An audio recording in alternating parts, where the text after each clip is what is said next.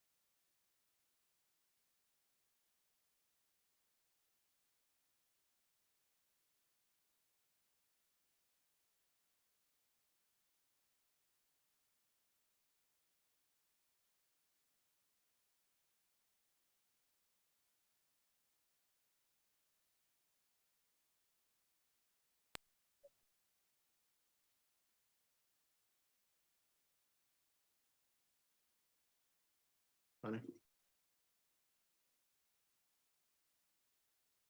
We're gonna go ahead and call this meeting to order. This is the city of Palatka, November 14th, 2022, special call meeting. The notice reads as follows: to Commissioners Tammy McCaskill, Will Jones, Rufus Boardman, Justin Campbell, you're hereby notified that a city commission's meeting to be held on November 10th, 2022 at 6 p.m. at City Hall, 201 North Second Street, Palatka, Florida, 32177 is hereby canceled due to Tropical Storm Nicole. Special call meeting is hereby scheduled for November 14th, 2022 at 6 p.m. at City Hall, 201 North Second Street, Palatka, Florida, 32177 to take place at the regular meeting. Please govern yourselves accordingly. At this time, we're gonna have. I got you. We're gonna have our invocation and our pledge. Everyone, please stand. Please bow your head. Dear Heavenly Father, Lord, we come before you right now, thanking you for the opportunity for us all to gather here together in unity. Lord, we ask that you be with us in this meeting, that you allow us to govern ourselves accordingly, and that you allow your will to reign supreme as we move forward with the business of the city. We ask that you watch over these young people who are assembled here today and give them the guidance necessary for them to become tomorrow's leaders. We ask these blessings and all others in Christ's name. Amen. Please join me in the pledge. Pledge allegiance to the flag of the United States of America and to the republic for which it stands, one nation, under God, indivisible, with liberty and justice for all. Roll call, please. Commissioner Tammy McCaskill. Commissioner Will Jones. Present. Commissioner Justin Campbell. Present. Commissioner Rufus Borum. Present. Mayor Terrell Hill. Here. All present and accounted for. We have a quorum, sir. Thank you. Next up is approval of minutes from October 27th. Motion to approve. Second. Motion on the floor in a second. Is there any further discussion? All in favor, say aye. Aye. Opposed, motion carries unanimously. Moving on to recognitions. First up is the fire department, staff promotions and pinning. Captain Branford. I'm sorry, Assistant Chief Branford. I appreciate your time.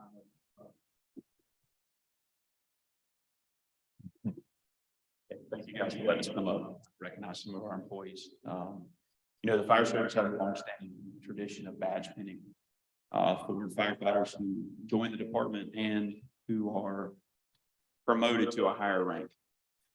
Each individual is pinned by a person of their choosing. So tonight we'd like to recognize 5 of our Captain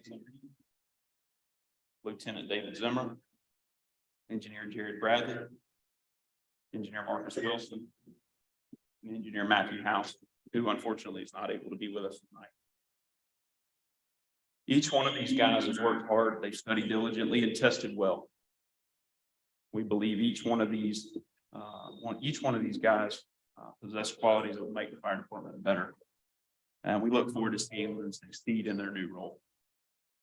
You guys have your pins, you'll go ahead and. Yeah.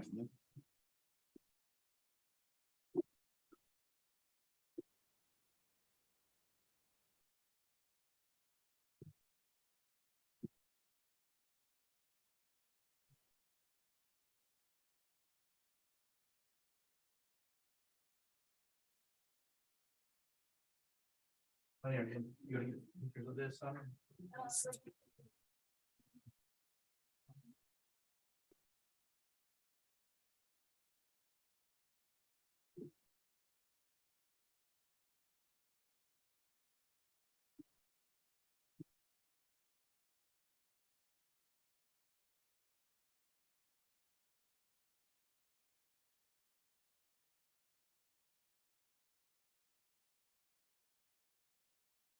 Congratulations, guys.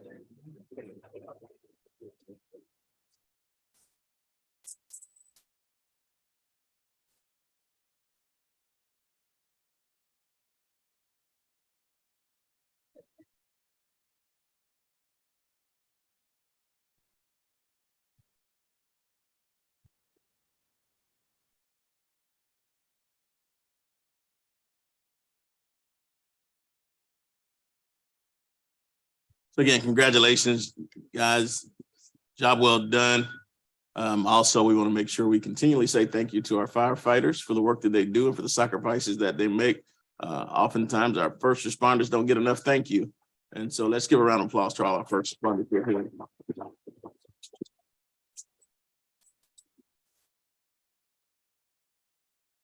Next up in the spotlight, Employee of the Month.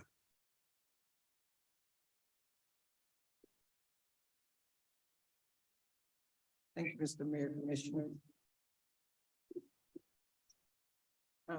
I would like to take this opportunity first to thank all the individuals who have nominated employees to receive this recognition due to the observation or supervision of exemplary qualities such as initiative, reliability, attendance, conduct, and responsibility. The In the Spotlight Recognition Program has highlighted performance of city employees from various departments throughout 2022. It is my pleasure to recognize our November Employee of the Month, Ms. Bill Kaiser, and the city of Palatka would like to thank you for your hard work and dedication to your job.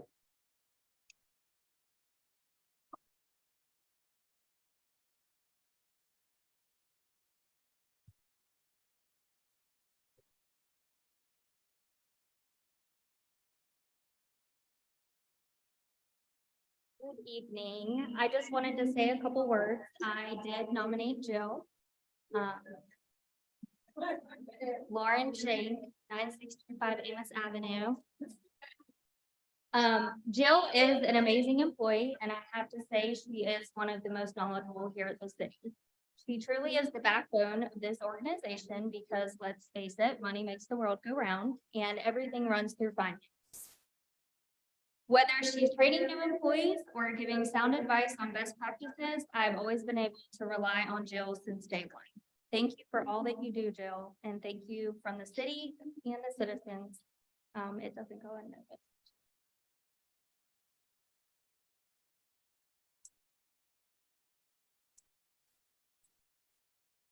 Thank you so much. I really appreciate it. And I'll be here for a while. Thank you so much.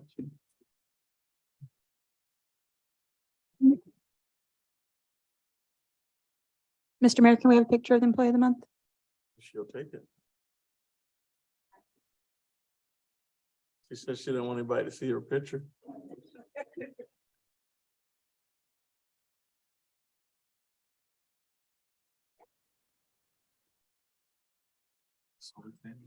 Stand up, man.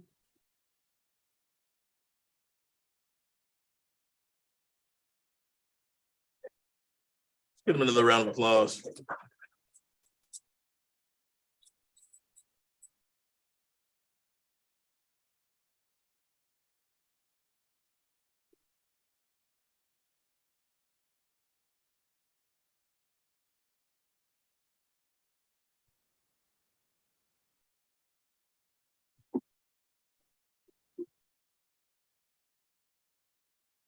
I'll entertain a motion to cancel student of the month.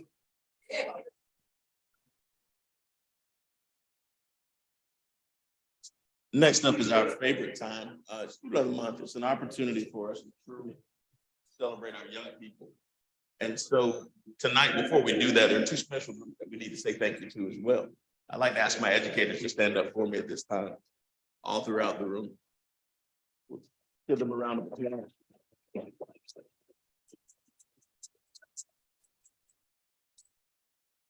This is the group of individuals who work tirelessly, who oftentimes see kids more than their family actually sees them in many cases.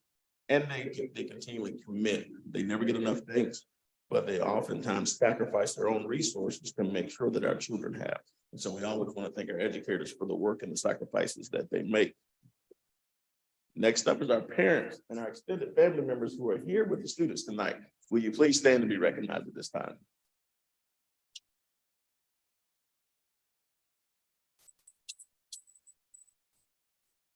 We absolutely appreciate you. It takes a village to raise a child, and we thank you for the values that you've instilled in your children and for the behaviors that they exhibit based upon those values. So again, thank you very much.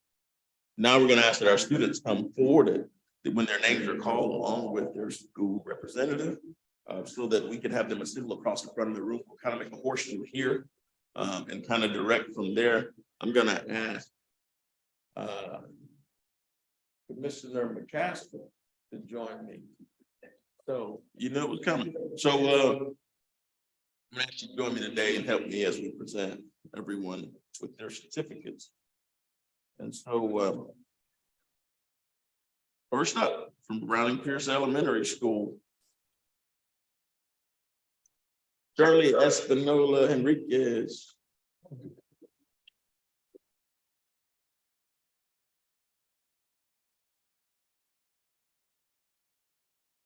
Children's Reading Center Charter School, Bailey Smith.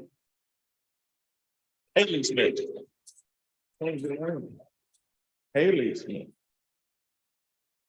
From Hillcrest Academy, Wyatt McNeil.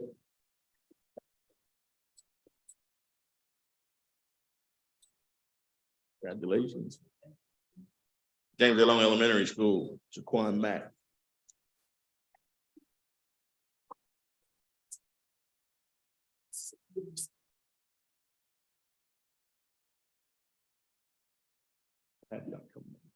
What we do, we're gonna take photos with the families in a second, so we have to come back.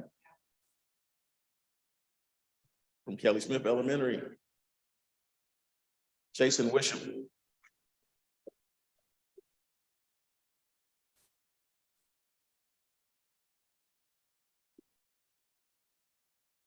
From Mellon Learning Center Pre-K, Quavion Merchant.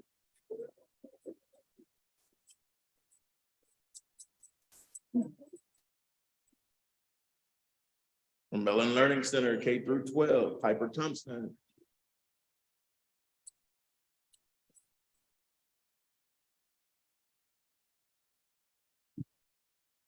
From Mosley Elementary School, Rylan Mackey.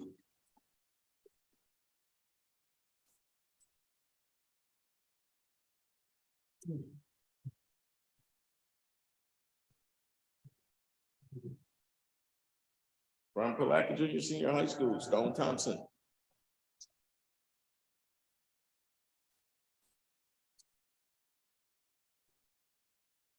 From Pinal Baptist Academy, Brittany Peacock.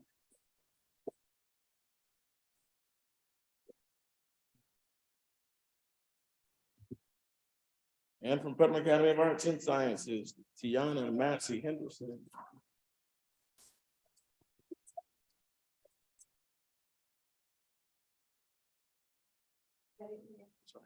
So those are all the recipients for Student of the Month. Mr. McCaskill, you got any words for us? I'm not one to say many words, but just to congratulate you guys. Thank you all for representing us and just the hard work that you put in, and you're a prime example that you can do hard things during hard times. So congratulations and just continue to soar. I'm gonna leave you guys with something that I learned as a third grader. I said it over and over again. We've been saying it for the last 8 years. And every day in the third grade, over 40 years ago, we simply said, we started every day out by saying, I am somebody. If my mind can't conceive it, if my heart can believe it, I know I can achieve it because I am somebody. So you guys are great. You're awesome. We're so proud of you. We're looking forward to you being the leaders of tomorrow. So again, continue the good work, continue to make great choices. And we're just elated that you're our Student of the Month representatives, and we look forward to seeing you again. So let's give them a round of applause.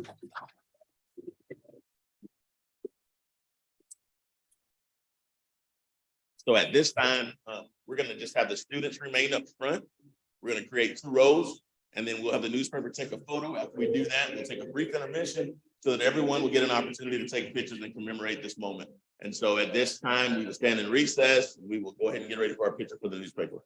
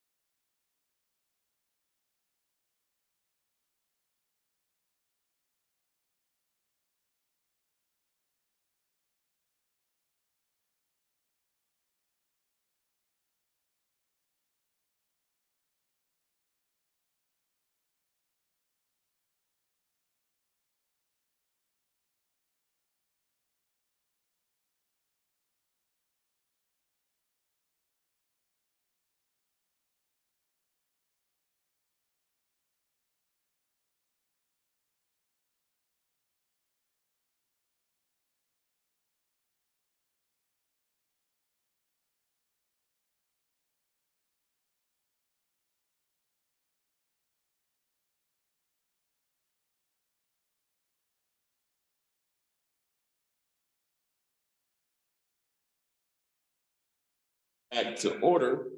Next up is our proclamations. First up, National Hospice and Palliative Care Month, November 2022. Thank you, Mr. Mayor. Whereas for more than 40 years, hospice has helped provide comfort and dignity to thousands of people in North Florida, allowing them to live their last months, weeks, or days comfortably with the people that they love. Haven utilizes an interdisciplinary, team-oriented approach to treatment, including expert medical care, quality symptom control, and comprehensive pain management as the foundation of care. Whereas beyond providing physical treatment, Haven attends to the patient's emotional, spiritual, and family needs and provides family services like respite care and bereavement counseling. Whereas Haven provides a community-based palliative care, which delivers expertise to improve quality of life and relief from pain and can be provided at any time during an illness. Whereas in an increasingly fragmented and broken healthcare system, hospice is one of the few sectors that demonstrates how healthcare can and should work its best for its patients. Whereas every year, 1.5 million Americans living with life-limiting illness and their families receive care from nation's hospice programs and communities throughout the United States, including Haven. Whereas Haven is an advocate and educator about advanced care planning that helps individuals make decisions about the care they want.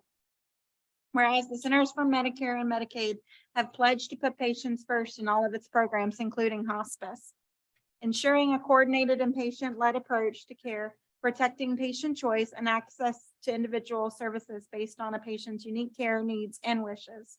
Now therefore, I, Terrell Hill, Mayor of the City of Palatka, together with the members of the Palatka City Commission, do hereby endorse and proclaim November 22 as National Hospice and Palliative Care Awareness Month in the City of Palatka.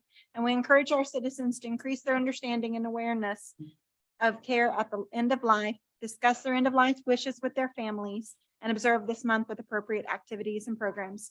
In witness whereof, I have hereunto set my hand and caused to be affixed the official seal of Palatka this 14th day of November in the year of our Lord, 2022. So move. All in favor, say aye. Opposed, motion carries unanimously. Give a round of applause for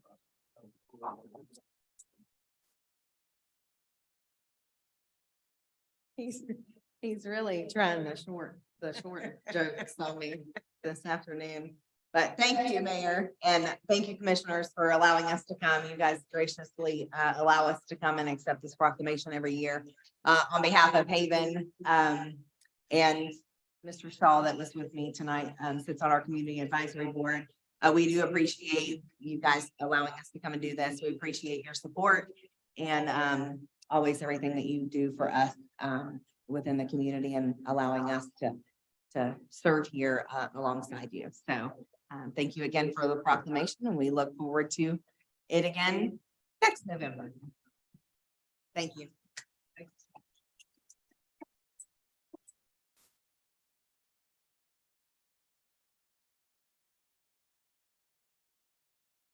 Always a pleasure to have Haven in here, and we just appreciate all that you do in the community.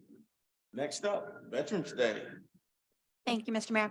Whereas throughout the rich history of the United States of America, patriotic men and women have taken up arms and sworn an oath to defend our nation and have established an honorable tradition of dedicated services. And whereas our soldiers, sailors, airmen, Marines, Coast Guards, and merchant mariners, many of whom paid the ultimate sacrifice to ensure our country remains the land of the free, have made our city, county, state, and nation immensely proud. And whereas the patriotism of those in uniform who continue to defend the timeless truths and great freedoms on which our nation was founded will continue to serve as an inspiration for generations to come. Whereas we will always honor and support the selfless sacrifices and courage of our military spouses, children, and families. Whereas the state of Florida is recognized as one of the most military and veteran-friendly states in the nation, with more than 1,492,000 veterans living in Florida. And whereas Veterans Day is an annual opportunity to honor the patriots who answer the call of duty to protect our nation and preserve our freedoms.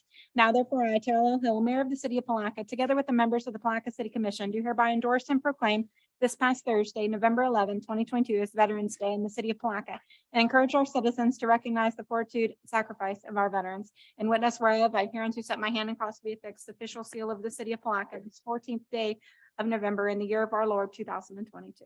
So moved. Second. Motion for second, all in favor, say aye. Aye. Opposed, motion carries unanimously. Do we have any other veterans in the room? This time? Mr. McNair, these are two of our veterans. We want to present you guys with a proclamation for Veterans Day. We want to thank you for your service. And come over here, please.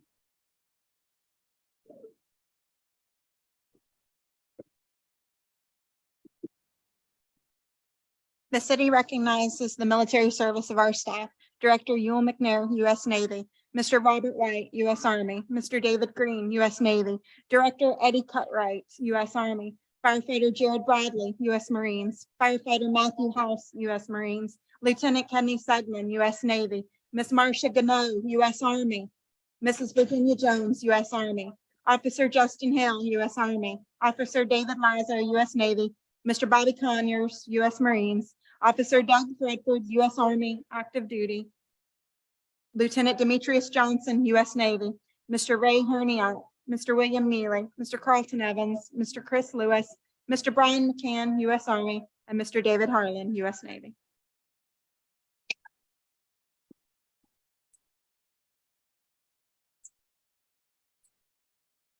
Make sure we recognize Ms. Marcia Gano, who just walked in the room as well, who's also a veteran here. And we just want to thank you for your service and for all that you do in this community. So again, thank you very much.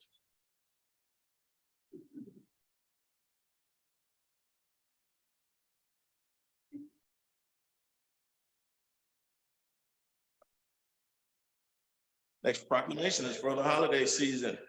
Thank you. Whereas during the holiday season, there are many reasons to celebrate and bring our community together. Whereas Veterans Day is an opportunity to recognize our veterans for the service they provided in order to enjoy our freedom. Thanksgiving is an opportunity for reverence and gratitude for the bountiful blessings afforded to us by our Creator, and to recommit to a sharing in the spirit of thanksgiving and generosity with our friends, neighbors, and families. Whereas Hanukkah is a chance to reflect on the triumph of liberty over tyranny, the rejection of persecution, and on the miracles that can happen even in our darkest hours. Whereas Christmas and the Epiphany are annual opportunities to help instill the joy of giving, spread positivity and excitement, teach others about different faiths, and spend quality time with loved ones. Whereas Kwanzaa is a celebration of the African-American culture through family activities and community festivities that bring attention to Kwanzaa's 7 principles: unity, self-determination, collective work, responsibility, cooperative economics, purpose, creativity, and faith. And whereas the winter solstice, the first day of the new year on the lunar solar calendar, New Year's Day, and the first of the year on the Georgian calendar and Chinese New Year are the transition between zodiac signs, all mark a period of making positive resolutions for unity as a community. And whereas Valentine's Day is an opportunity to share joy and love throughout our community. Now therefore, I, Terrell L. Hill, Mayor of the City of Palatka, together with the members of the Palatka City Commission, do hereby recognize the holiday season within the city of Palatka. And we urge our citizens to work together to shine the gem city by building peace and harmony in the communities in which we live.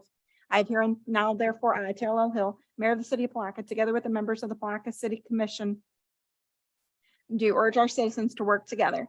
And I have hereunto set my hand and cause to be affixed the seal of the official city of Palatka this 14th day of November in the year of our Lord, 2022.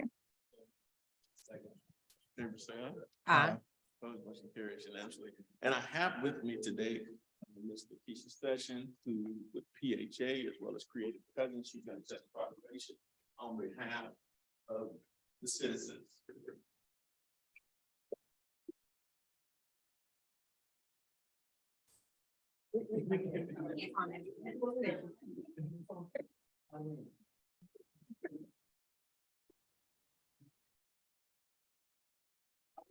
Ms. Sessions, to just tell you a little bit about what she has planned for kids.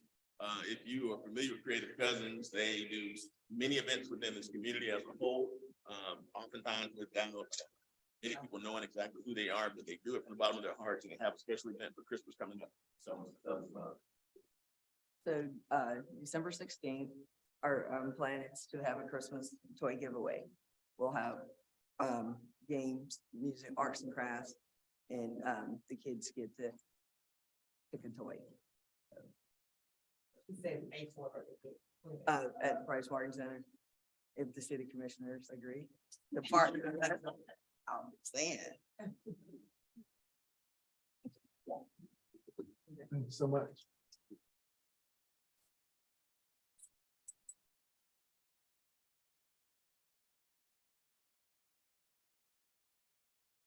We will not have the first responders program from Baptist Hospital. They were unable to make it today, so we will push that on the agenda.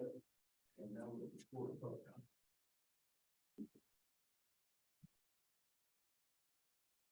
Public comment. Public comment will be limited to 3 minutes. No action will be taken on topics of discussion. Anyone here for public comment, please fill out a yellow speaker's card and we will proceed from there. Ms. Session, do you still need to speak? We have your card.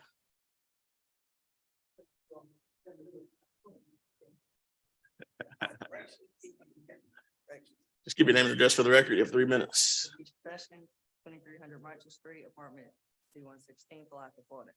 I was told by Mr. Eddie Cutright to come and petition the city to partner with us to because we're asking for the Price Martin free of charge. So he told me that we had to petition the city for that.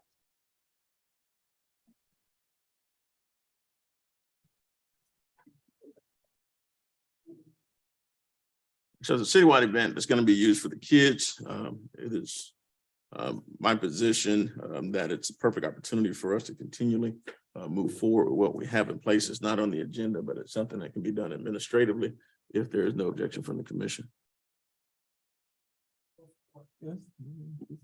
In helping the community. So, I'm all good for that. We'll have you get with council just to make sure that everything's in place as far as checking all the boxes and moving forward. Okay, next up, Mr. Spells. Come forward.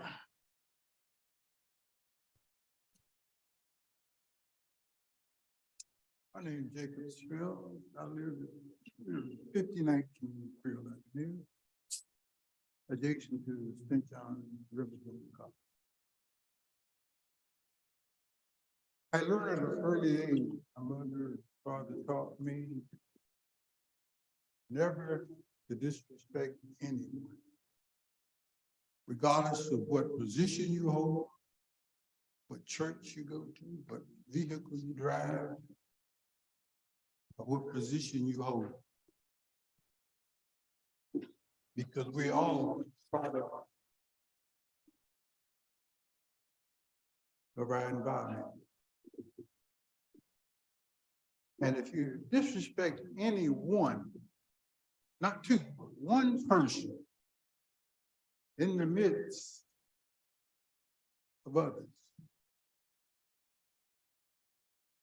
ask them to sit down in a conversation. That make others stand up. And their voices will be heard. Not my voice, but the people's voice. And to the mayor, with all due respect, the record show and the people spoke on the 8th of November. You're not here to personal gain, self-interest. You're here to serve the people. And there's many people who feel the very same way that I feel, but they feel that their voices wouldn't be heard. But I'm here to speak for them. You have to serve the people that put you in office. You're only a pawn in the game. They can destroy you anytime they want. And the record showed that November the 8th. So beware, my friend. Turn the page and look at it. And if you're as smart as you claim to be, you'll understand exactly where I'm coming from. The people are the ones that put you there. Let this be an eye-opener for all of you up there, because they can come together, but you all seem to can't. So you need to let November the 8th be an eye-opener, because the people are coming together. The record shows that. It's just the beginning. It's starting. So beware, my friend. Serve the people, not for personal gain, not for the people you work for, or yourself. They say it's all right to be a fool one time, but don't be a damn fool. Thank you. The Bible also says, judge you not, lest thou be judged. So we appreciate your comments, and God bless you in your state of life, and look forward to many more things coming from you. I appreciate my 8 years here because I served from my heart. The people spoke. I still practice law. I've been blessed abundantly. And so you have a blessed day. And I wish that in your 80-something years that you would have stepped up and done what I did. What?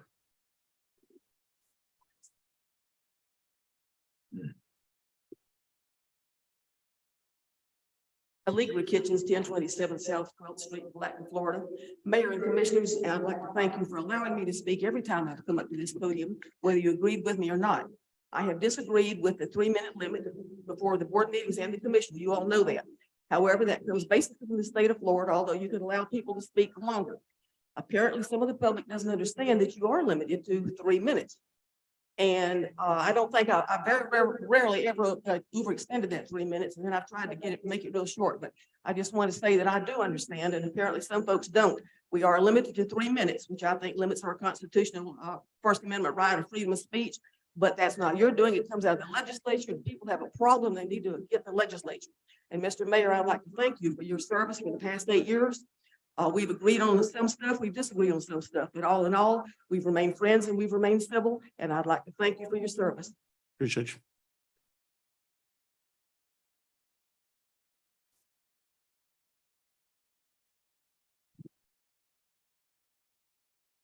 Anyone else here for public comment at this time?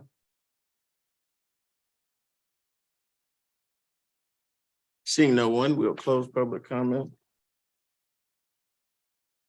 Moving on to the consent agenda. Item number 5 on the agenda, you got items A through L. Are there any items you wish to have removed at this time?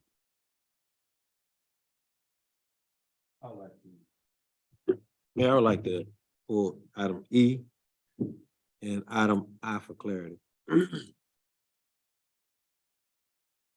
we don't have any additional.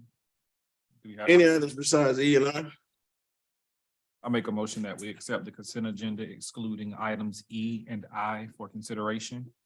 Second.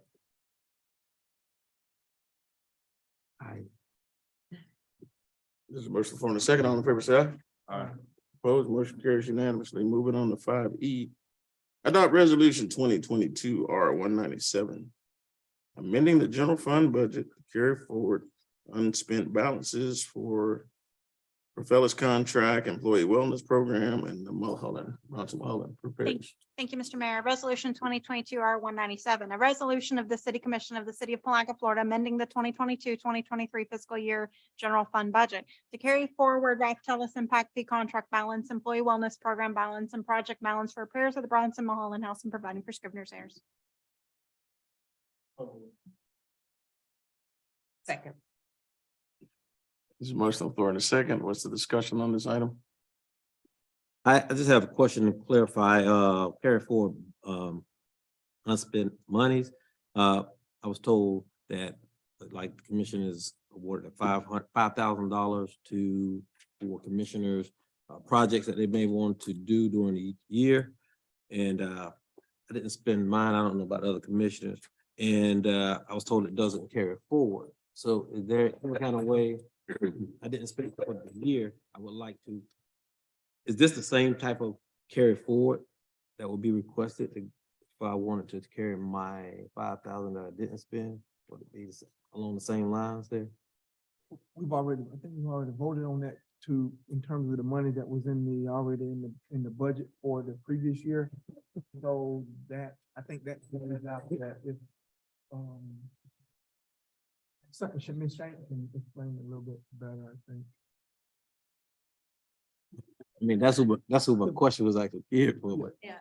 Okay, so what happens is during the carry forward process, I anticipate how much money is gonna be spent by the departments, and I get with them and find out, especially with projects, where they're gonna be at in the cycle.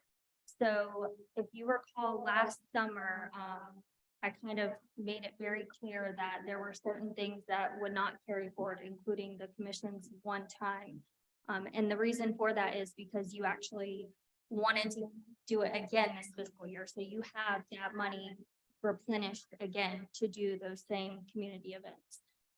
However, these are contracts that we anticipated being completed by the end of the year, but they did not. So what happened is in that cash balance that I estimated, because we didn't spend it, I need to now recognize that money moving forward because it didn't get spent. Does that make sense? it makes sense. That's what I needed. Sorry. Okay. I appreciate that. Any other questions or comments? Seeing none. All in favor, say aye. Aye. Opposed? Motion carries. Moving on to I. Adopt resolution 2022 R201. The granting a special events permit for snow day, December 27th, 2022, positively Putnam. Thank you, Mr. Mayor. Resolution number 2022 R201, a resolution of the City of Palatka, Florida, granting a special events permit to Positively Putnam Partners for snow day on December 27th, 2022. Putting forth the provisions of the permit, granting permission for road closures and preventing for Scrivener's errors. Second. Any questions? Commissioner Jones, you asked for this item to be pulled. What's your question? Commissioner Mayor, I actually made an error. I said I when I meant L. Yeah, I do, but that I meant L. Okay, seeing no questions on the item I. All in favor, say aye. Opposed, motion carries unanimously. I've got a representative from Palatka Daily News. You want to come forward, talk a little bit about the snow day for us?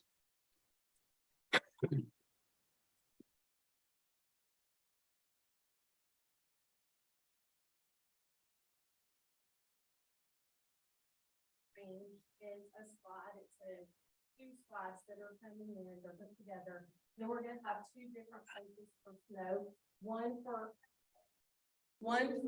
smaller children, 6 and under, so they don't get run over. And then one for the older children. I'm still working on securing a few food trucks. I do have someone who's gonna do coffee and hot chocolate. And the train that I wanted to bring in, they have gone out of business, so we will not be bringing a train in. I am looking at face painting to come in and then do that as well. And the fire department has offered to bring the fire trucks, the children can talk to the firefighters. And if the police department would like to do the same, please we'd love to have you guys. And if you get with Ms. Hughes, we do Food Truck Friday, so she's got a few food trucks as well. She said she'd get me some. Also, Mr. Warren, you promised me volunteers when I came up in February. So, I need about 20. Mm. I do have some, but and anyone wants to volunteer, we have to man the slide ourselves. They set it up, but they do not man it. So we have to man it. So adult or, older teenagers is fine too. If they want their, hours, I'll happily sign off on that if they'd like to volunteer. All right, we can. Ambassadors will be able to, it's not 20, but it's. Okay. We can probably hit some of the other, youth groups, like, North Point Youth or Young Life and some of the other ones, even reach out to, Forest Ranch or whoever to kind of maybe tie in right now, maybe.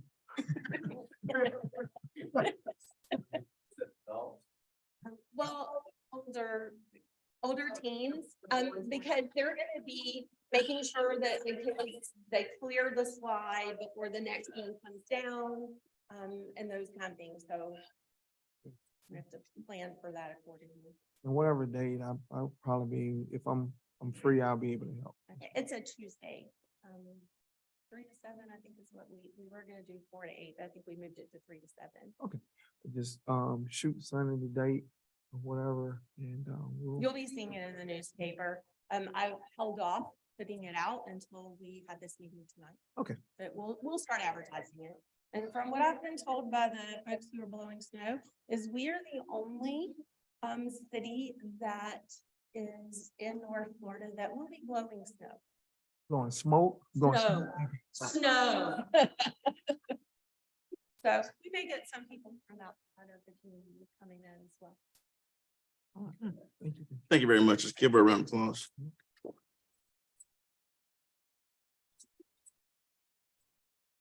Moving on to regular business. Item number 6 on the agenda. We've already covered those items.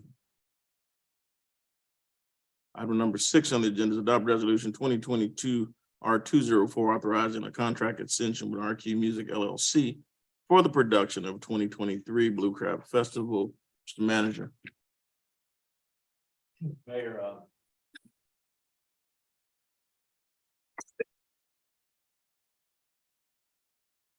conduct of the Blue Crab Festival was basically submitted out for an RFP and RQ Music was selected. Ms. Janetta Valero, I have the name, pronounced it correctly, was selected to host the event. That was last year. At that time, we provided for the ability to extend the contract or renew it, so to speak. We've been in discussions with Ms. Valero now for some weeks because I think all sides agree there was a need for some clarification and some modification of the contract. It was our first time doing an event of that nature, a partnership of that nature. And it was clear that there was some need to eliminate some confusion and provide some certainty. So we've been attempting to do that. The city attorney had drafted a contract and it provided for some certainty in terms of Ms. Valero's ability to obligate the city for funds. It also provided some certainty as to payments and accounting and so forth. And Ms. Valero has essentially come back with some requested, I guess, a proposal to change some of the terms of the agreement. And so she's here today, and I don't need to take her thunder, but there is a decision for the commission to make. I have in fact today, after discussion with Ms. Valero, in which the city attorney participated and so did Ms. Shank, culminating today with me providing a summary that I thought stated the terms that Ms. Cebollero would seek, the significant terms, in sort of a, I guess you'd say, concise fashion. And I believe that Ms. Cebollero is, I think, generally in favor of these terms, but I think she still has some questions about some things. Number of questions now arise. And I'm gonna defer to Ms. City Attorney on the first issue, and that is, if we're changing the terms of the contract, are we still working with the RFP or responding to the RFP that was awarded last year? And then secondly, and lastly, of course, the terms themselves are terms that this commission is going to have to decide upon, because this is not an operational decision in my estimation. So I've summarized those terms, and I can summarize them fairly quickly. And if you please, I'll move forward with that. Ms. Cebollero has asked for a budget of $185,000. That amount would be inclusive of her fee, which would this year rise to $22,500. That's her base fee. So that 185 would include the 22,500. That budgeted amount will not depend for funding upon any expected revenues of the festival. In other words, the city of Palatka would commit to funding and guaranteeing $185,000 for payment of expenses associated with the festival, inclusive of Ms. Cebollero's fee, not including alcohol-related sales. We would hope to get commitment for but one way or the other, that one eighty five is something that would be essentially obligated to fund. RQM, which is the name of the entity, music LLC, that is essentially Ms. Cebollero Limited Liability Company, to receive its payment in 3 installments. $7,500 on contract signing, $5,000 paid on February 28, 2023, and $10,000 paid on the form May 15, 2022, which is before the hotel. The allocation of non-beverage related revenue would be as follows. Non-beverage related revenues for the festival would be received by the city. That revenue would include everything: vendor payments, t-shirt sales, parking fees, sponsorship funds from either private or public entities. They'd all go to the city. Those revenues would be divided as follows. The first 75,000 of those revenues would be retained by the city. We apply that towards the expenses the city is incurring. All revenues in excess of 75,000 would be shared by the city and RQM, with the city receiving 75% same, and RQM receiving the remaining 25%. But everything over 75,000 received will be split 75-25. Remember, I'll reiterate, this is not staff's proposal. This is the Cebollero proposal.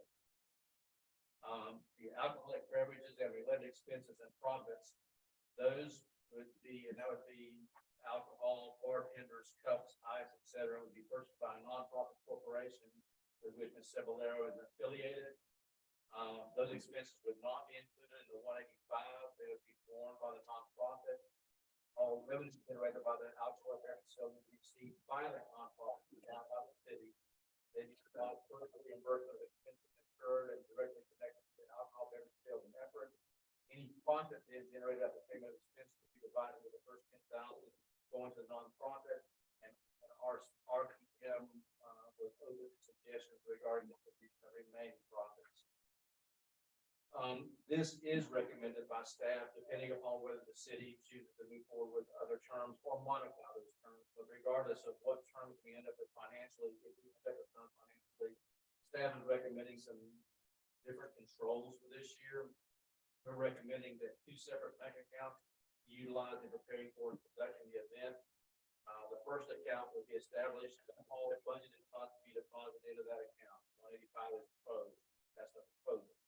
RFQ and the city RQM and the city would be co-sponsor signers on the account and no expenditures be made from the account unless both parties sign. Then a separate bank account would be established in which all non-budget related income is deposited as it is received. This account would be held in the name of the city alone, and only the city would be authorized to spend money from this account. Those accounts would be established in local bank, the bank the city does business with. Already have our accounts established with. Alcohol related expenditures and income would be deposited and expended from an account held by the nonprofit, which is responsible for alcohol sales. The city would receive an accounting of stated profit and expenses, but we would not have control of that money. The contract that was prepared by Ms. Thomas already specifically provided that that RQM was not to be considered an agent of the city, not authorized to bind the city to any obligation or payment, would not be seen as an employee or in any way representative of the city, and that no commitment could be made without the city specific signing on to it. And it also provided that if RQM incurred obligations for non-alcohol related expenditures which were in excess of 185, inclusive of their fee, then RQM would be solely responsible for the excess. And of course, the city would not be responsible for payment of any alcoholic beverage expense. The duration of the event is contemplated as the same as last year, Friday through Sunday, Memorial Day. So those are the significant financial funds. They are different from last year. This Caballero is here. I guess at this point in time, as we sit here right now, I'll leave it at that.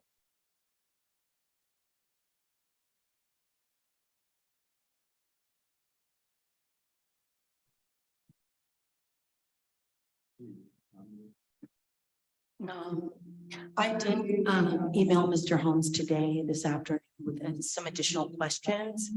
And, you know, last year was our very first time doing this. So there were a lot of learning experiences, a lot of things we had to iron out if we were to do it again.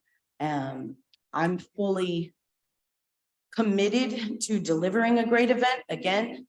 I would just like to make sure everybody is on the same page. We have a little bit more time this time to have conversations regarding, you know, questions of who's going to act on behalf of ownership of the Blue Crab in certain avenues. I don't want to step on anybody's toes. What do you mean? What do you mean? Who's gonna act on behalf of? So one of my questions is, I guess, originally when the budget was established for Blue Crab, I wasn't in on any of those conversations, and I had never done a Blue Crab before the initial budget. That was an answer to an RFP. Along the way, we added things and changed things and, you know, circumstantially made it work. This time we have real numbers and data, and I would like to, I'm basing these numbers off of that data. There's an attached proposed scope of hours that it takes for this project, including on-site hours. All of that is factored in. As far as social media management, press meetings, going to the news, doing interviews for the news, going to the radio, doing interviews on the radio. I did all of that last time. And it took a significant amount of time, as well as coming to the city of Palatka every Wednesday to have a meeting for the Blue Crabs. We were under the gun on time. We're not under the gun on time. So I would like to negotiate as far as the level of participation from the city commission. Would you like to be present and go on the news? Would you like to be participating? That will alleviate some of what I've done in the past. But last year it was full force, get it done effort.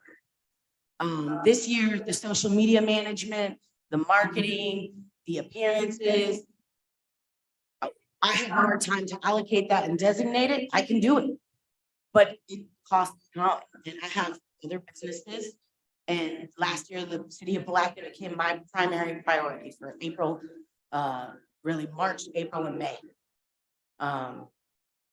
from the time of conception that we would be on site for the Blue Crab until 3 weeks after the Blue Crab.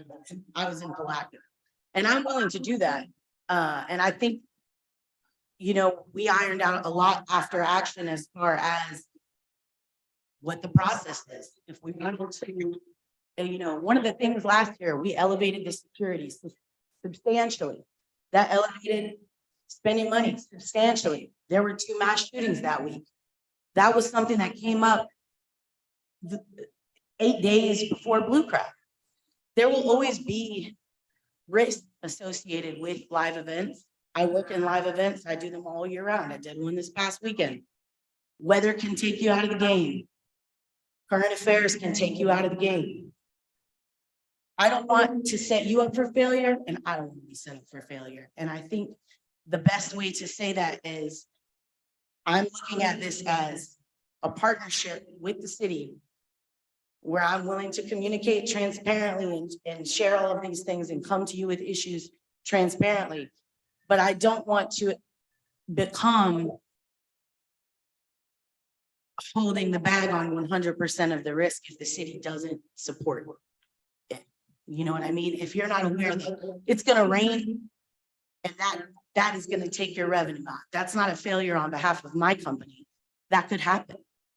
I just wanted to be very concise about that. Anytime I do private business, sometimes it's a win, sometimes it's a loss, sometimes it's a learning experience, every time.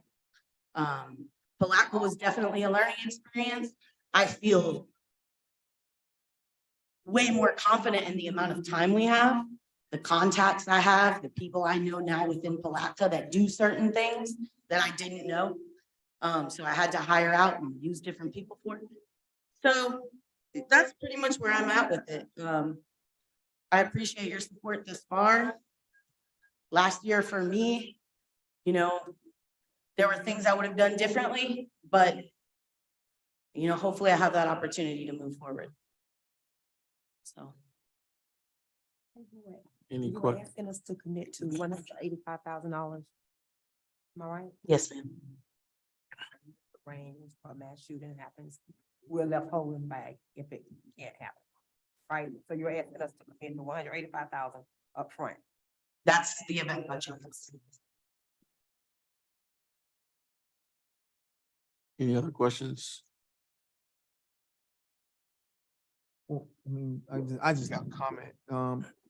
Generally, I thought like promoters, marketing promoters normally understand what the budgets be and just say, okay, well, hey, this is what it's gonna cost to do the event and put the event on. Now you're asking the city to provide additional. Well, since the event, we were able to look at 2007 Blue Crab, which is one of the last times the city did it. The budget in 2007 was over $200,000 for the Blue Crab. So that was 15 years ago. I think the number that 185 is a very fair number, looking at the line item budget from last year. What can be tossed, what can be what can be negotiated sooner. That's that's an honest number. I looked at it as well. I looked back to 2009. Can you speak up for us? That's it. I've looked at it as well and spoken with other people around that. And again, we did have a number of additional volunteers during that time. And so if we could potentially hit some volunteers, maybe we can possibly reduce maybe with the right volunteers. You mean reduce the full event cost? Is that what you're saying? You're asking for 185. Correct. But we didn't have any volunteers this past round. So everything was just pretty much just brute, whatever the cost, whether it was security, people who were working the events, different things of that nature. So it was just full cost. Sure. Sure. There was definitely substantial staffing cost to bring in real bartenders, real security guards. You know, there were community volunteers on site. I don't want to take away from that. There were about 40 volunteers. This event does take about 150 people. Some people, one of the things I learned in Palatka is that we had set up an online sign up for volunteers. We had what looked like about 100 volunteers. Well, in the morning, we had about 40 13-year-olds show up that were freshmen at the high school and said, "We're here to volunteer. We signed up." So, you know, a lot of, as I said, it's win, lose, learn. And we put them to work, but with additional time, we can involve civic organizations. We can do a lot of that. I have some questions more so directed to staff. We've heard the recommendation of what has been brought before us with her concerns. Do we have anything from the city based on, I guess, a recommendation from the city if we were to do something of this magnitude? Because one thing that we all can be in agreement that some things we shouldn't be city driven, but it is now under our wing, so we're gonna have to do something with it. And I believe, aside of the commitment that was made on last year, just the ongoing commitment of what has been transpired by the company in Palatka shows that there is a commitment overall to wanting to have something successful in the city of Palatka, with the Blue Crab and other events. But my concern is, well, it's not really a concern. Do we have anything that you all would be able to give us aside of what was given from this, I want to give the company thing. What's the proper name for the company? RQVs. Do we have anything different that comes from staff recommendation?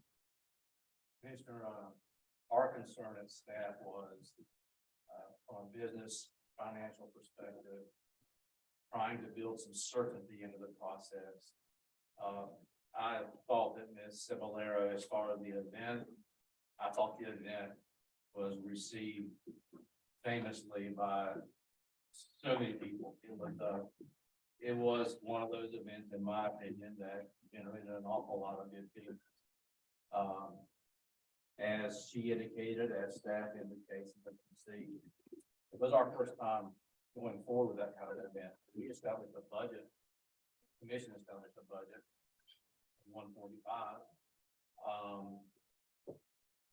We all understood what that budget was, but and as of the date that the event was held, we had not exceeded that by far. I think we were at 95, 97, something like that in terms of what our expenses have been as of the day the event started.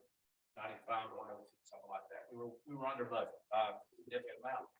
But what we didn't, and we were keeping our eye very closely on the income, which went well.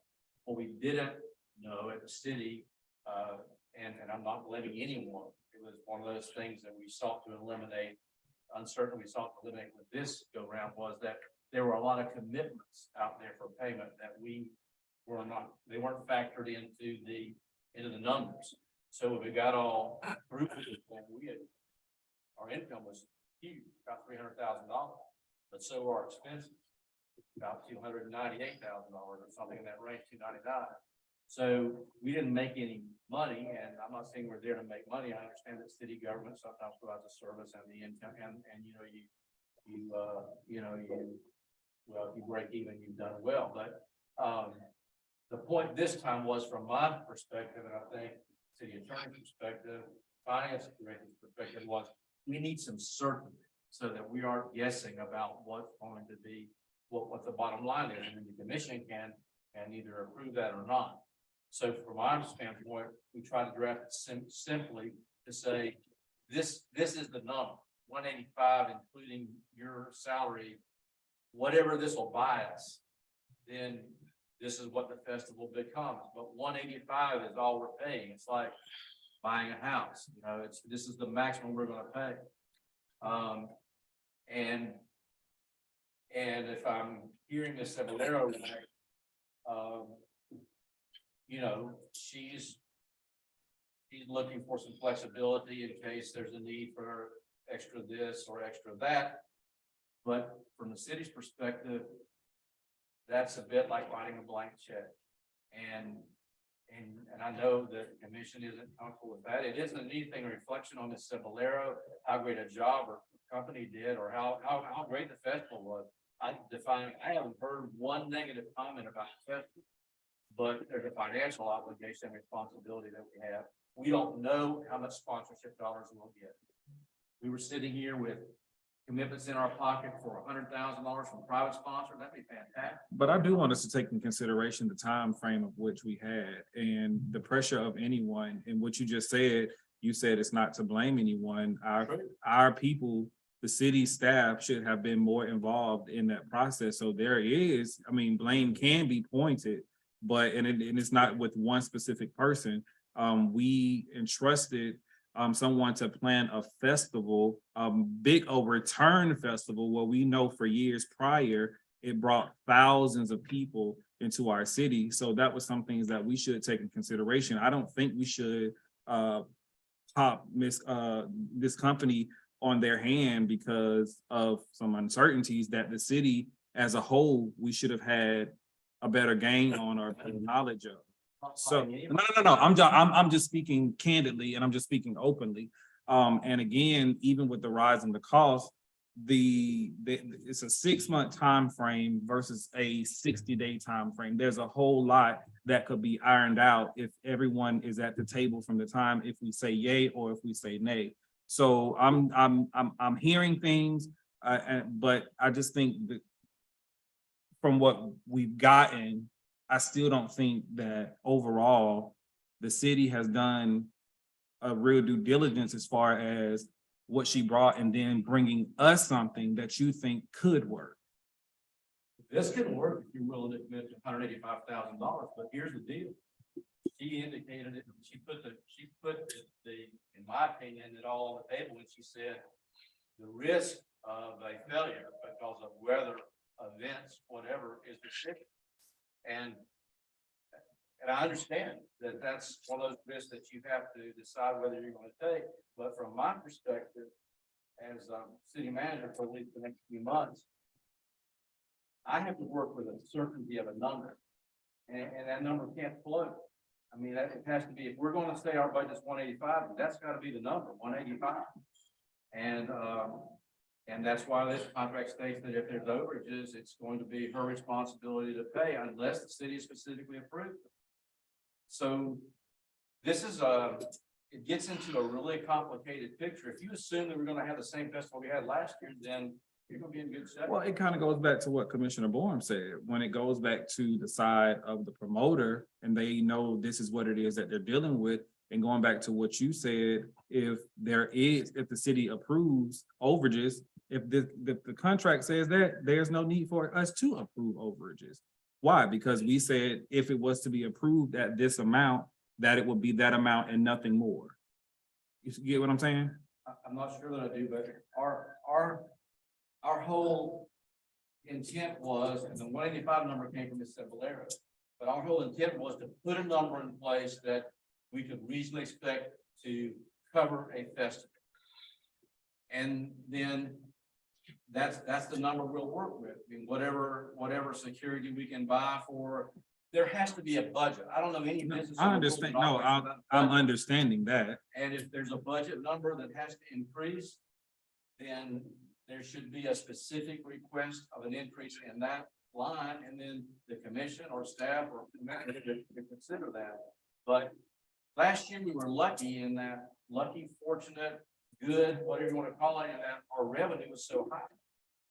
But if it hadn't been so high, it would not have been a good day in these chambers. When I walked in here and said, folks, we had a great festival, but we spent $300,000 and we only recovered. We spent $298,000. We only got $150 back.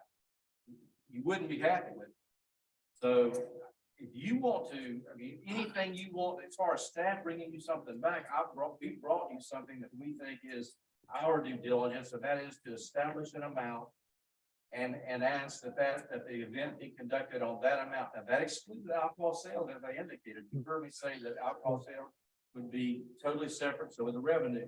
But that 185 would include everything else. Now, as she gets into it, if she finds that, let's say, whatever, she can bring something that she thinks is really going to be a big ticket attraction in for X dollars. And at that point, we've been able to consider sponsorship money that we have in play.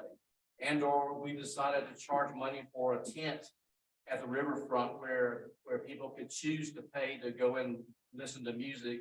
And we've batted some of these ideas around.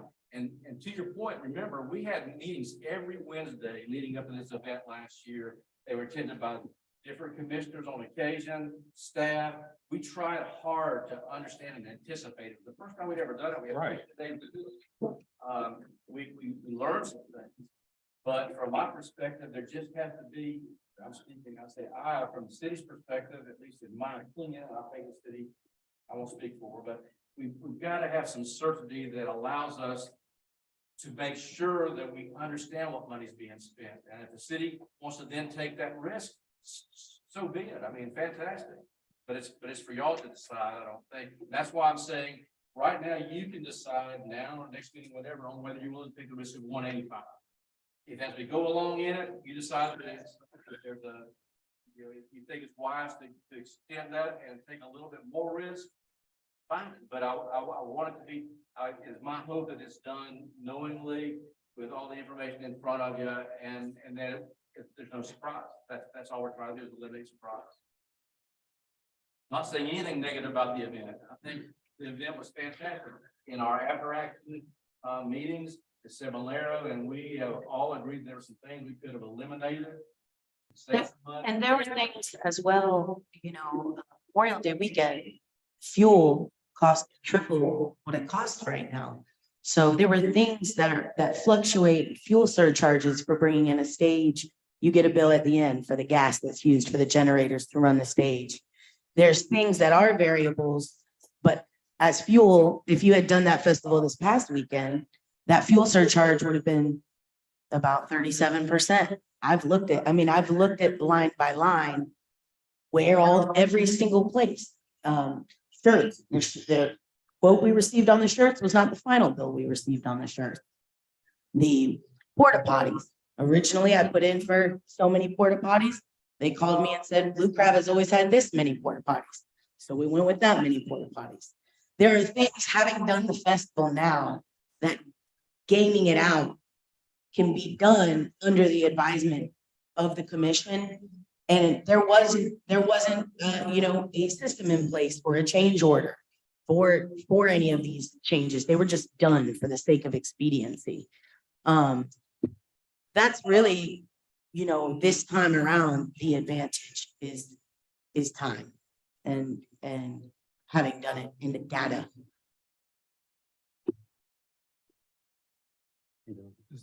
Does it also like for hotel stay and food and hotel stay and all that stuff?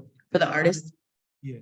Is that all? we can negotiate their contracts so that it's not, we're outside of, we're in the 2-quarter window. So a contract negotiation is way different than the Genuine saying, Palatka, I don't know where that is, but if I come, I'll come. But here's my contingencies. I want a hotel. I want this. The Hampton Inn gave us a quote. Wasn't the final bill. Some of those things we're going to get in writing this time, or we're going to use different vendors. Part of it was to use Palatka vendors, Palatka businesses. This time, if there's a set budget, I can guarantee you as a business person from my business, I'm going to go with the best vendor, not the always somebody's friend's business that's, Well, I have a comment. I think that the absence of deliverables stated in this contract is an issue. I think that our expectations has to be in writing, what you're going to deliver delivered to us. We're not gonna go and give you a blank check. I don't agree with that. I'm disappointed in the first time as far as the budgeting part of it. And not to point fingers either. However, I think it's our job up here as a commission, as staff, to make certain that a vendor have deliverables that has to be met. If she can't get them, like you were talking about your vendors that you use, that's gonna be your problem with them, not our problem. Sir, So I think that we need to have that cut and dry. As the city manager is saying now, I think you're a little on the high end, to be honest with you. With the additional time that you're gonna have to plan and prepare, with the experience that you just had, so you know what we're pretty much expecting and what you can deliver to make us happy, meaning the citizens of Palatka, I feel that you would be able to do that. Sort of some good faith of what happened the last time, that experience that we had to kind of swallow a hardship and say, wow, we didn't expect that. And the errors that were made, that you should be able to negotiate a little further down, maybe to what the city manager had suggested. Rather it's, I know you're saying you're not with some, you don't agree, the city manager don't agree with everything you're saying now. So first, the deliverables, I think that should be pointed out, city manager, and you haven't discussed everything with us. You're still saying that you're on the fence on some things, sound like to me. so I actually emailed to speak to your point on deliverables done this afternoon and pointed out an enumerated scope of services, which is exactly what you're talking about. How many porta potties are expected under this budget? Is it enough to satiate a crowd of this many? How many t-shirts could be ordered? Because really then, if you were to just, like you said, write a blank check, the person could give you the jankiest shirt ever and say, well, that's the cheapest shirt I could find. Now, quality control would say, hey, there's a large amount of people coming. Yes, I can get 5 porta potties for cheap, but somewhere between 67 and 25, there's probably a number that's within this budget and makes sense. Enumerating those deliverables is necessary, I think, as well. Yeah, but when you see surplus that we had, you're speaking of shirts, we had shirts that we can't use. Exactly. Because it says 2022 Blue Crab. Some of those things need to be taken into factor, and I know that's what you're saying now. Sit down and speak on those things. So I'm thinking you come back with another proposal, or is this the same RFP that went out? Is it the same or have it changed, city manager? Has it changed as far as the scope? I know we're gonna have a festival, but when you start talking about the numbers. The scope has changed. I'm talking, yes. I think something that you have to.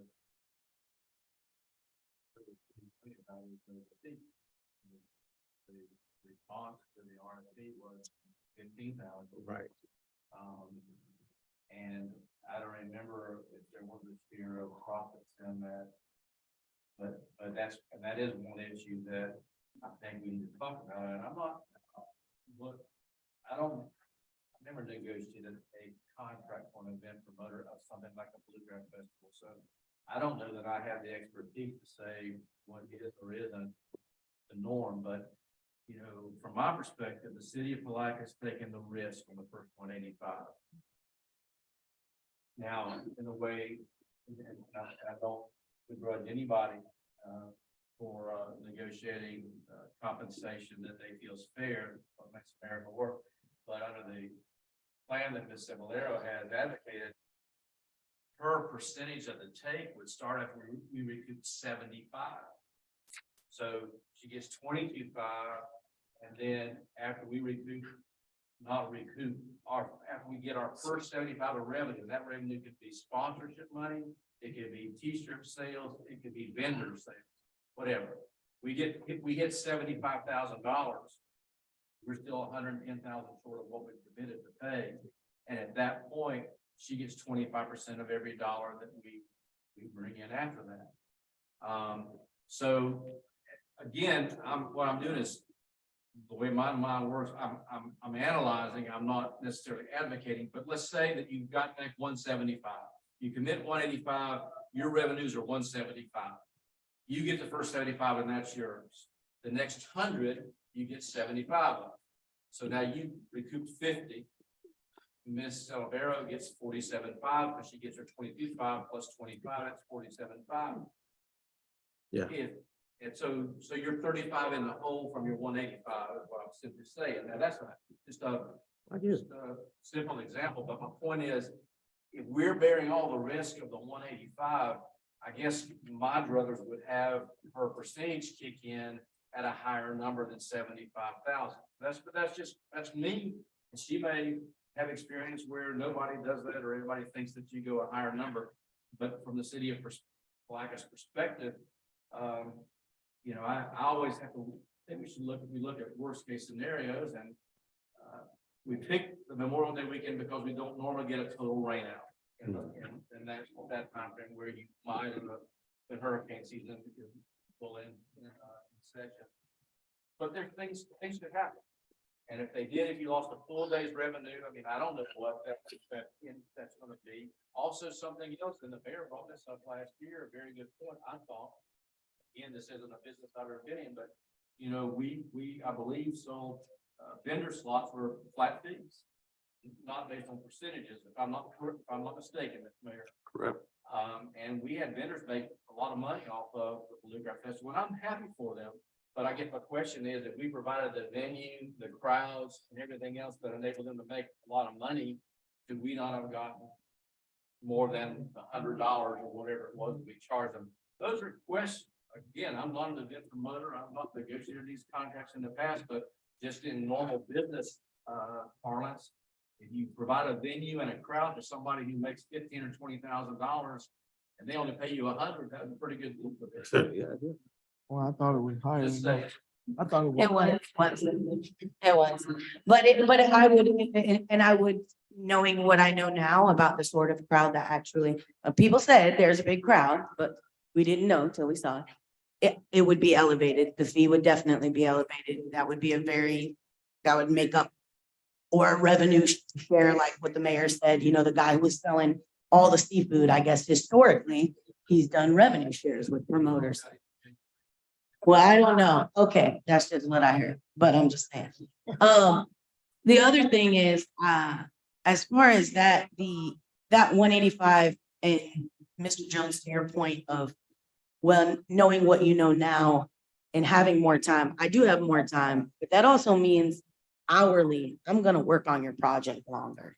And that is the reason for the rate increase. Instead of me working for you guys for 3 months and 3 days to deliver that event, I'm gonna be working on that event for 6 months.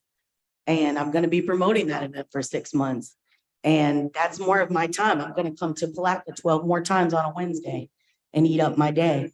And I do, you know, have a billable hourly rate. And the scope of this project is 700 hours. And under that billable hourly rate, it would equal $59,000. That's why I suggested that there may be some other vendors that could also deliver the same product. And I'm just saying, Sure. because I think that things have changed.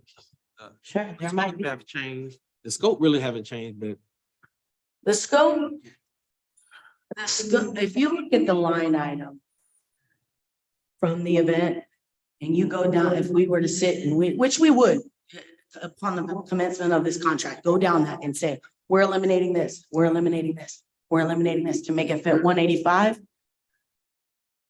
You might be able to find somebody that could do it, but the number I gave you is how much it's gonna cost for sure. well, I'll say this, and I'll refer it back to the city attorney. If you feel, I think we just need to know before we make a decision that if what she's proposing at this point requires us to put this back out, if not, you know, because the money have changed, what we would pay, what we say we would pay for this service. The original budget for the Blue Crab Festival was $145,000. This is an additional $40,000. That's requested to be added to the budget. Also, there have been some other requested changes as to the amount that the promoter shall be paid. as well as the payment of it. Ms. Sorry about that. Has requested payment prior to the event being conducted. That's So- not a legal issue, that's more of a business problematic issue for the city as far as protecting the city.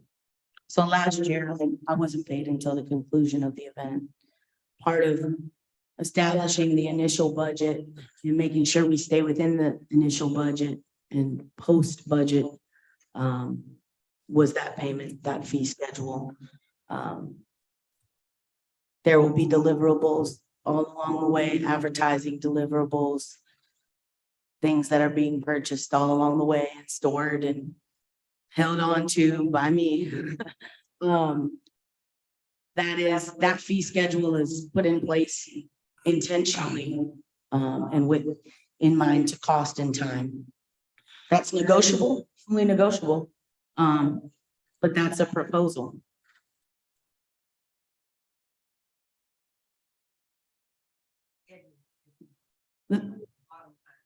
The 185 is how much it's gonna cost to do the event. Yes, ma'am. At the end of the day, it's still 185 you're asking for, right? Correct. I think we said we was in a kind of like a pandemic state.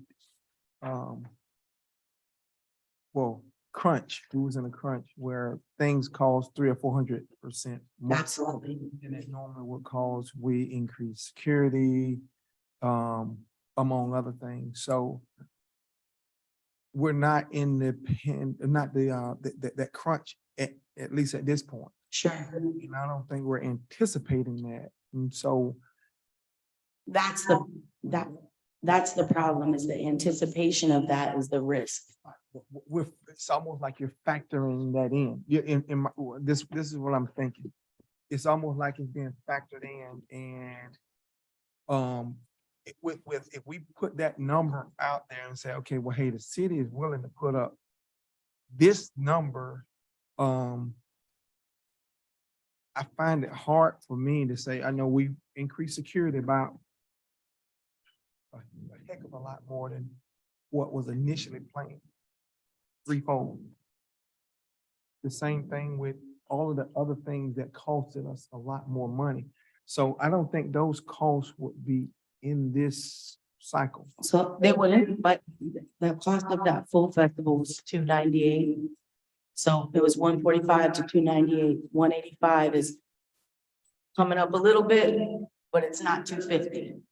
It's coming up a little bit to say, hey, we have a buffer if something happens to mitigate some of this risk, but it's not the 400% buffer. It's not gonna cost you that again. You have a buffer. We don't have a buffer. Well, you're committing, okay, so let me ask you this. The city could say, we're a sponsor of this event and cut one check and have no risk. The city could say, we're a sponsor. We sponsor $20,000. That's all we do. To develop revenue streams and have the money come back brings the city in as a partner inherent to the risk of the festival, because then you are expecting revenue at the end.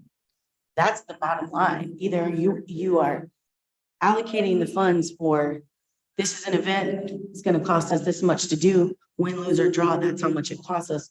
Or we're doing this event with the intent to generate further revenue. So hold on a second. So what you just said, so are you saying that if the city chose to be a sponsor, you would put the event on yourself? I didn't say that. I just said the city could do that. I'm just trying to make sure I was hearing what I I thought. said the city could have zero risk and to just be a sponsor.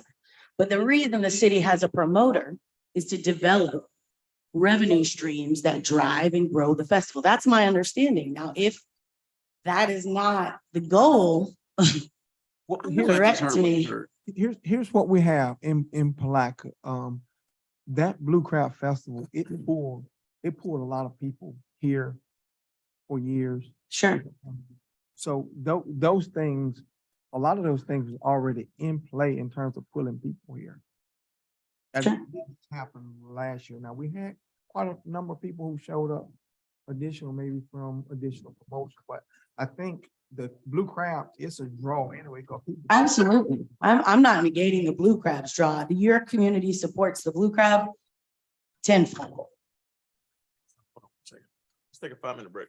That conversation.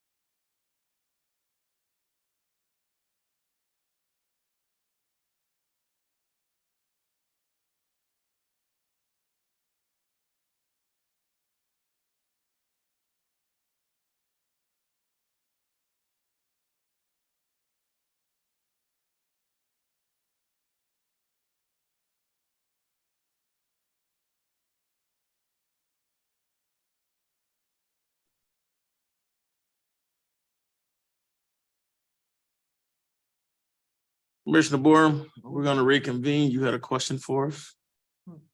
Shoot, you were in the middle of getting your question answered. No, I was just talking about the, you know, that the city and what the city brought to the table as it relates to historical Blue Crab Festival numbers and different things of that nature. So that's all I had.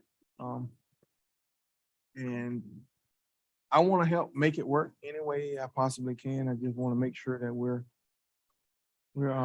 fiscally responsible and accountable.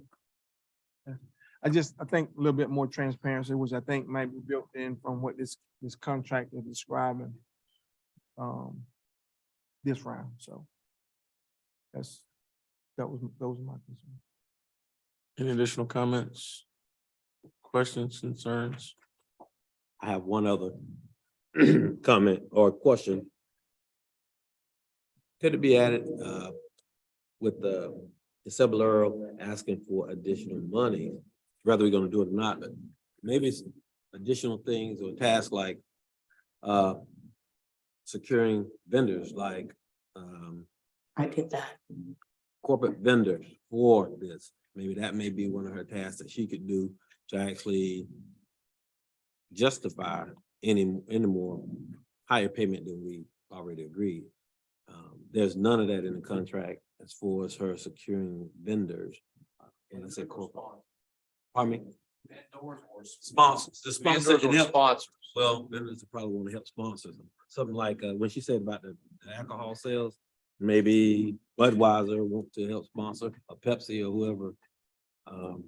And therefore, when we're talking about sharing the revenue, that would always also be, we get a cut of that as well as the city coming back to us. So just a thought. So I don't know if you guys like that, but just a thought. Yeah.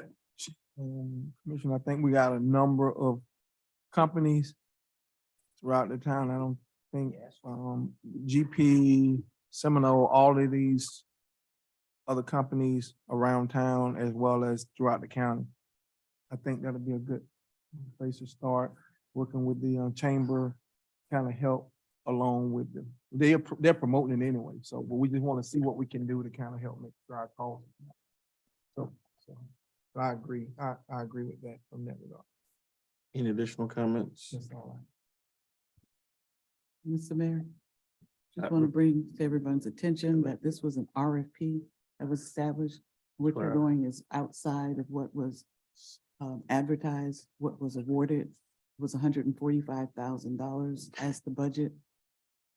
I think payment was $15,000. The RFP was incorporated in the original contract as a part of the initial contract. And the RFP allowed for renewal of the contract on those terms. So you were headed where I was going. So my suggestion to the commission, I try to stay quiet, and I guess that don't really work well with me. My suggestion to the commission is that you have discussed several different items, including the concessions and all the other additional requests and this whole profit sharing concept at a very extensive level, which is contrary to what you approved previously. You've got two choices in my estimation. And I guess since I was reminded that I'll be practicing law very soon, it's probably a lot easier for me to tell you that if you extend this contract past the material terms that exist inside of it as it was approved previously, then you put yourself in a position where you become subject to scrutiny as you move forward. So if you choose to do that, your choice is to re-advertise or try to negotiate your new deal, the extension, so that there isn't any creation of additional material terms that will satisfy both parties. And the only thing you're dealing with is incremental cost of living increases and things of that nature, things that can be considered minor adjustments within your contract. But if you choose to adjust this contract in a major way, then you would probably want to advertise this. So this conversation could have been over 45 minutes ago. Hey, look, I was trying to be quiet because at the end of the day, it don't affect me when I walk out of here in January, but it will affect you. And so, it's a decision that this commission has to make. So if you're The gonna, conversation was valuable though, I because mean, valuable, but if we would have known that, we still, that, we just. it was actually said, it was said 3 minutes into the conversation, but you chose to continue on. So I just said it in more clear terms. You should have said it earlier. In clear terms. And the moral of the story is be quiet. All those stories speak up. So, with that being said, you've heard. I think you have a decision to make as far as how you deal with concessions, how you deal with it so that you're in compliance, and how you move forward. Because the decision at the end of the day is gonna be something that you're gonna be stuck with one way or the other. And I think, that's where your conversation goes, Ms. Kitchens. Okay, give me 1 second, I'll let you come up. But I think those are two of the things that you have in place. I think there's substantially more information that needs to be provided when you move forward with whatever decision that you choose. And so, but I do think that you have to be careful of exceeding the scope of your RFQ, and that's where you are. And I understand that everybody wants assurances at the end of the day, but you got to make sure that your assurances don't put you in a position where you find yourself back out losing another 60 days and scrambling at the end of the day.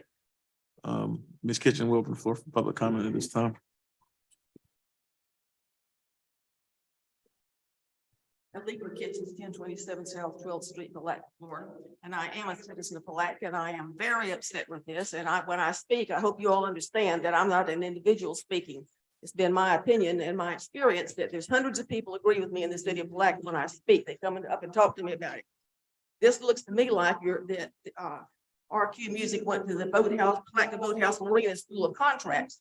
Contract comes to you for voting on the agenda, and then Mr. Holmes is contacted one way or the other as the attorney or the city manager. And at the meeting, then you all are handed another contract. Well. First of all, if it varied from the RFP, like Ms. Thomas said that, there's been other instances when you have done an RFP, and when the person that got the RFP changed the terms, you had to redo the RFP and send it out again.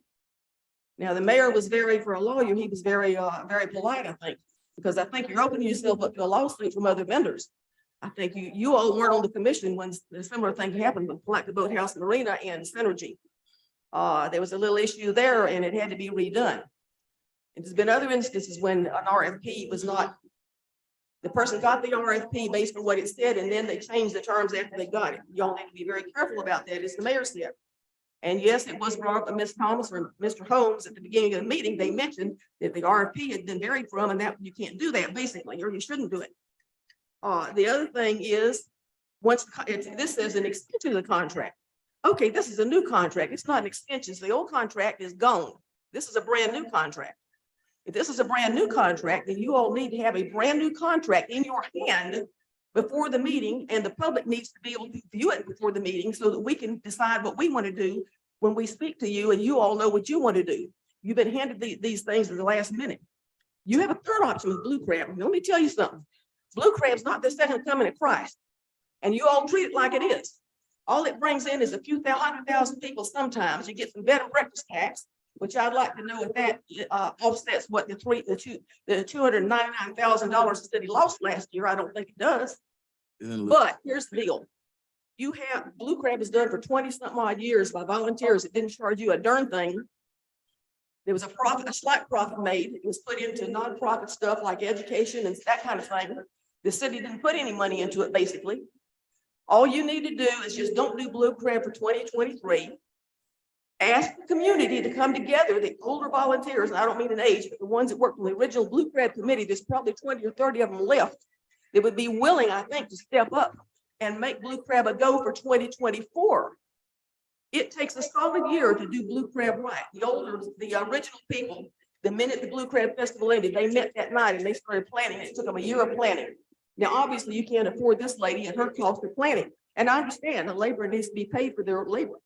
You need to scrap this thing. Don't do it for that. Don't take my taxpayer money. I mean, my lord.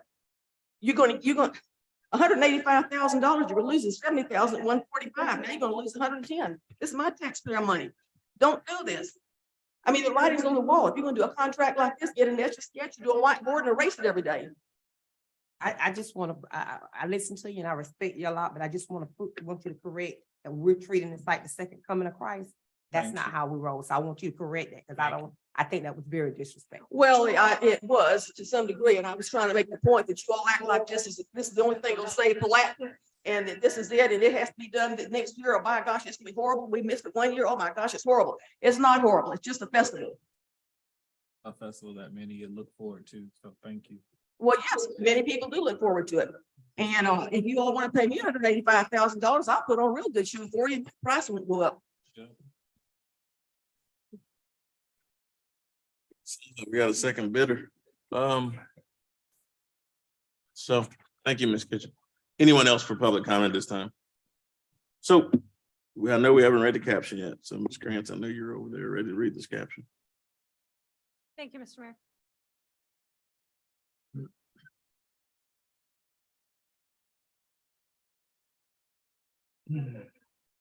Resolution number 2022 R204, a resolution authorizing the city mayor to execute a renewal agreement with RQ Music LLC for the 2023 Blue Crab Festival and providing for Scrivener's errors.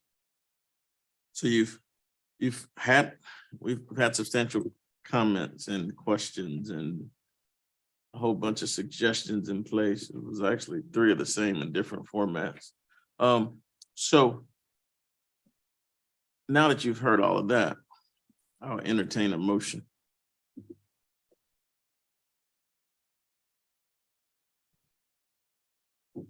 I'll make a motion that we table this Until Second. until we give staff and how do you say the name again? When is our next meeting? Cebulero. We got one in December. The holidays, so can we at least, excuse me, one meeting? So can we say maybe? I mean, because if we say No, we ain't until trying we to give them kick it. time, that'll be, I mean, how much time? That's fine. We ain't trying to go to the boathouse. what's your first meeting? What's your first meeting in January after installation? After installation, it's January the 12th, Mr. Mayor. January what? Hold on 1 second. Sorry, it's January the 12th, Mr. Mayor. So why don't y'all table this to January 12th?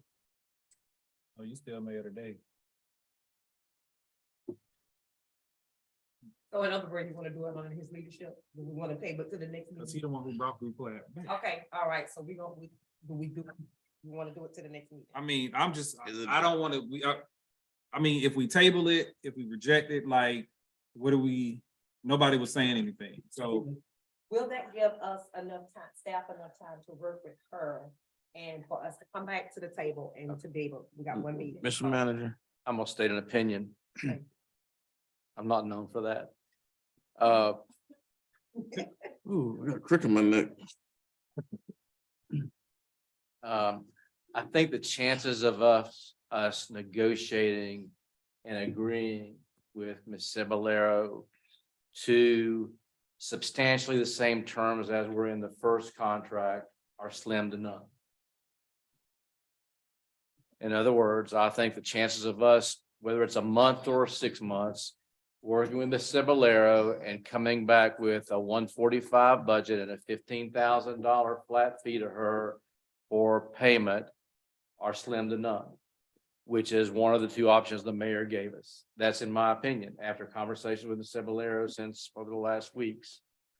If you delay this for another month, that's 1 more month that we don't have to advertise for an RFP. And plan, and then you're gonna be back into a 90-day period. Exactly. We put ourselves back into a time crunch. If you put it back out for an RFP and Ms. Cebulero, I don't know how many people there would be who are interested. As far as volunteers doing it, as everyone knows, every volunteer who'd ever done it before bailed on us in last year. And that's why we ended up doing what we did at the last minute, was because it was determined that the commission wanted a Blue Crab Festival. But if you put it out for RFP, Ms. Cebulero can put the terms that she's comfortable with putting into a contract, those can be the terms she submits. And if you go with them, you go with them, and if you don't, you don't. And if we go with them, then we go on down the road on those terms, and you've got some time to work with it. And in the meantime, will we put the RFP out? Any questions, just like we do with every other RFP, if somebody has a question, we'll respond to all respondents in the same way and try to make sure that the same information is out there for everybody. So that's unless I'm wrong, Ms. Cavalier, if you think that we can negotiate back to the original contract for this next year, then say so.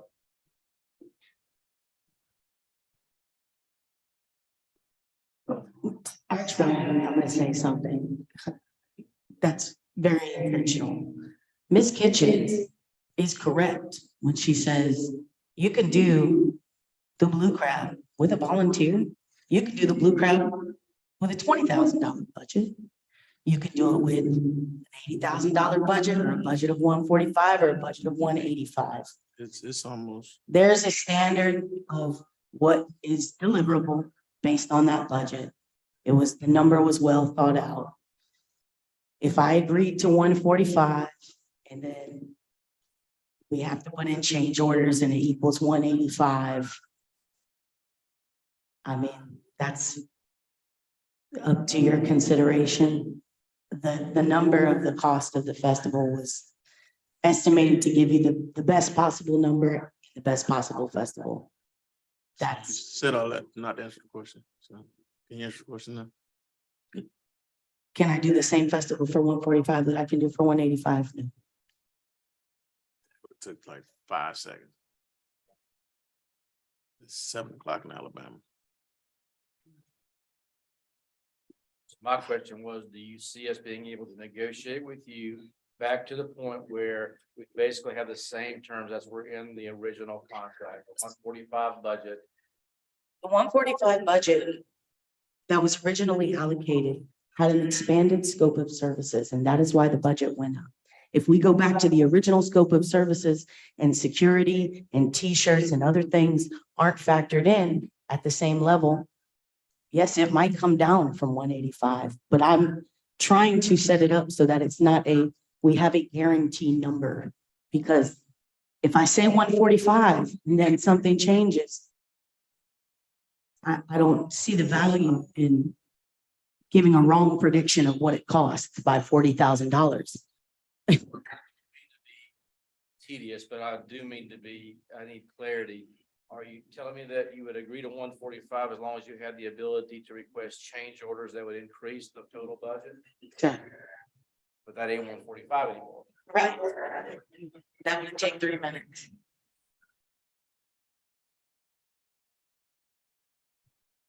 No, that's 6 all the way around. It ain't half a dozen. It's the same 6. Actually, it's more than 145. So- 160. That's what it was before though. It's 25 different between the two budgets. Plus 25% cost sharing, plus some other stuff. So I withdraw my motion. Second. is there Cause he. I know, I got you. Is there another motion at this time? I move to reject the contract as presented. Second.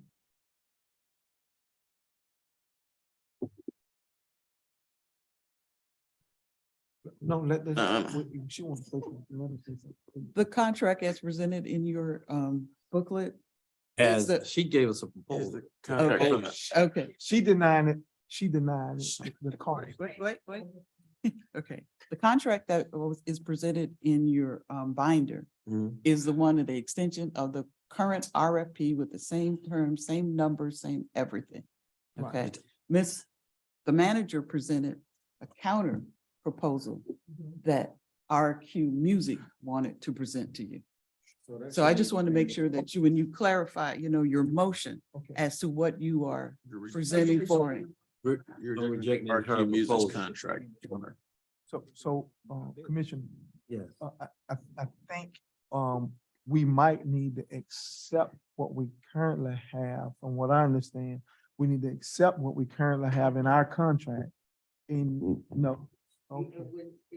Okay, can we hear from the? Well, can we get some clarity, because he initially was saying that he didn't want to accept this, and then I saw something totally different, then now I'm saying it sounds like it's different because. So the reality is he can make his motion to reject the proposal, which That's what he did. which is fine. But the item on the agenda is acceptance of the renewal of the original contract, which still has to be addressed before we move from this item. And so you can accept renewal of this contract. She's already told you that she's not accepting this contract. So you basically just approve something that nobody's gonna execute. And so it's a waste of time at that point.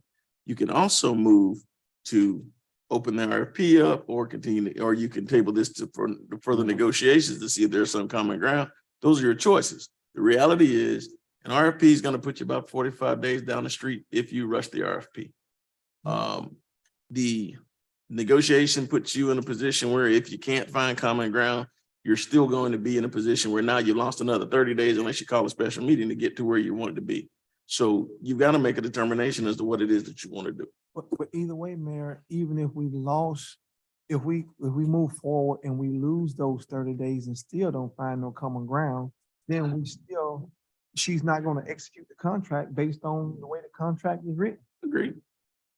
So what do we do? Because we need our direction in the way that we're gonna be doing this properly and doing it right, because we basically, The only way either party's gonna get to the point where they want to be is to put this back on the streets or say, we ain't doing it. That's just simple. Okay. That's a simple way to do it.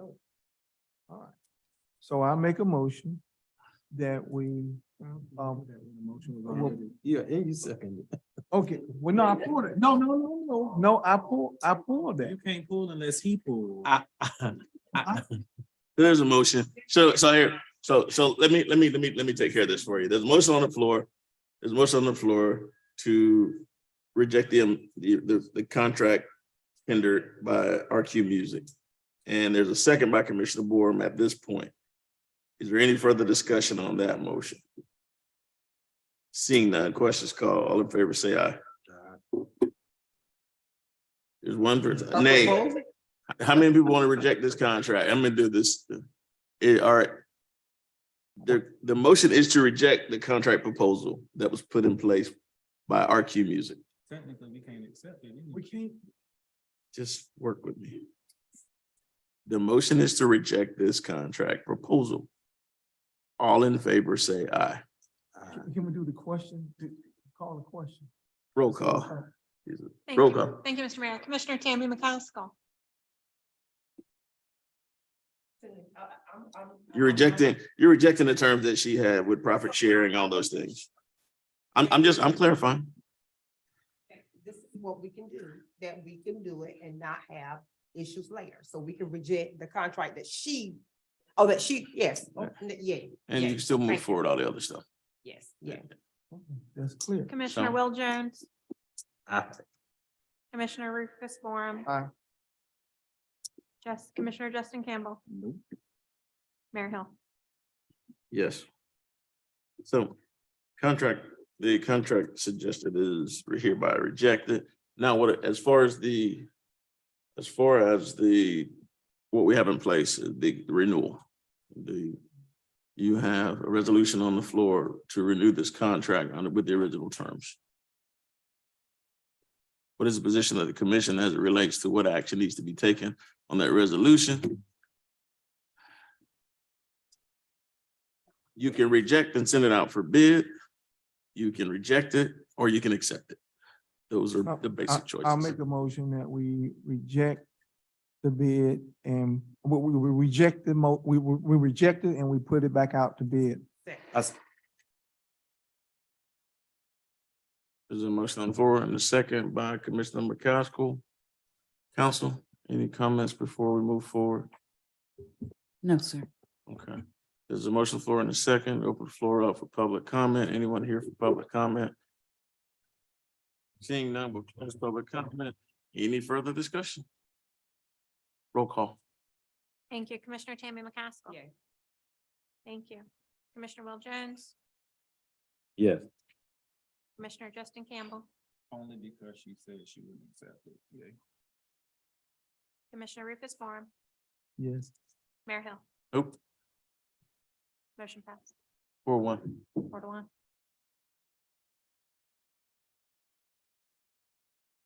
Okay, so let's get this on the streets as fast as we can, fast track it. Make sure we've got the scope in place so that there are no questions as to where we are. And I would take it that the commission wants to do this as an RFQ, just as previously provided before. Is that, do you want to put it back on the streets as an RFQ, correct? Put it back on the street and RFQ, correct. All right. Any more direction needed? All right. Okay. Thank you. All right. Item number 7, adopt resolution 2022 R205 authorizing extension of the performance period for the contract with DB Civil for 30 days additional. Ms. Cano, quick update before we go into caption. Ms. Cranston, go ahead and bring up that presentation. Certainly. I'll help you so you don't have to switch over just quick. Go ahead and read the caption so since you're there. Mike's not on. With DB Civil for the CDBG DR South 14th and South 15th Street Drainage Project for an additional 30 days pending Florida Department of Economic Opportunity review and approval and providing for Scrivener's errors. So move. There's motion on the floor in a second. Presentation, please. So on a lighter note, we go on to South 14th and South 15th Street. So originally came to the commission in September. They were put them on a performance plan. We extended them in October. This is the second extension that we've come before for you to consider. If anybody has been out there, we are really seeing some notable progress. It's looking good. 14th Street looks like a road, even without being asphalted. Significant progress since the last time we were here. The road base and the curbs on South 15th, pretty impressive. They look amazing. There's a truck that comes in. They're very uniform. Quite a process. You can see there the road base and curbs on Oak Street. So basically 14th, Oak and Laurel have the curbs in. They're ready to asphalt. 15th has the curbs and the first lift, the road base. I got to say, this company did a great job prior to the storm. They were out there. They stabilized everybody's driveway. They got to make sure that they had access in and out. What you see on the far right is filling in behind the curbs. So it looks rough, but it's, stabilizing those, packing it in. Go ahead to the next part. This shows you, and we'll be able to, I think this is a good baseline opportunity because then we'll be able to show this on any updates, future updates that we provide. So you can see there, there's 11 blocks that are under consideration. Then this is only progress. We're only reporting here on progress we promised from September. So you can see the accomplishments in the lower left-hand corner that were done prior to this. They had installed 4,400 lines of pipe, 17 manhole structures, significant structure under the ground for the sanitary sewer, and then the storm drainage, the 1,900, and then the 45 drainage structures. So that was already done and accomplished prior to September. So now up on the chart, we're reporting on the progress that we promised and where they are. So you can see what's green, that is 100%. There is no road out there that is asphalted yet, but that is actually due to material shortages and challenges in scheduling the asphalt. They may have them in as early as the 29th of November, but I couldn't get him to confirm that prior to the meeting. But if you remember what they did, instead of just doing 14th Street, road base, curbs, and asphalt, they jumped over to 15th Street and got the road base and the curbs there. So you lost 11 blocks, you didn't get the asphalt in, but you gained 13 on the other work that they did. If you just go to the next part real quick, it shows you in light blue what they promised. And then you can see below the green, what they've delivered since then. So it's our recommendation that we continue and extend the contract till the next period. Extending contracts out of their last conversation.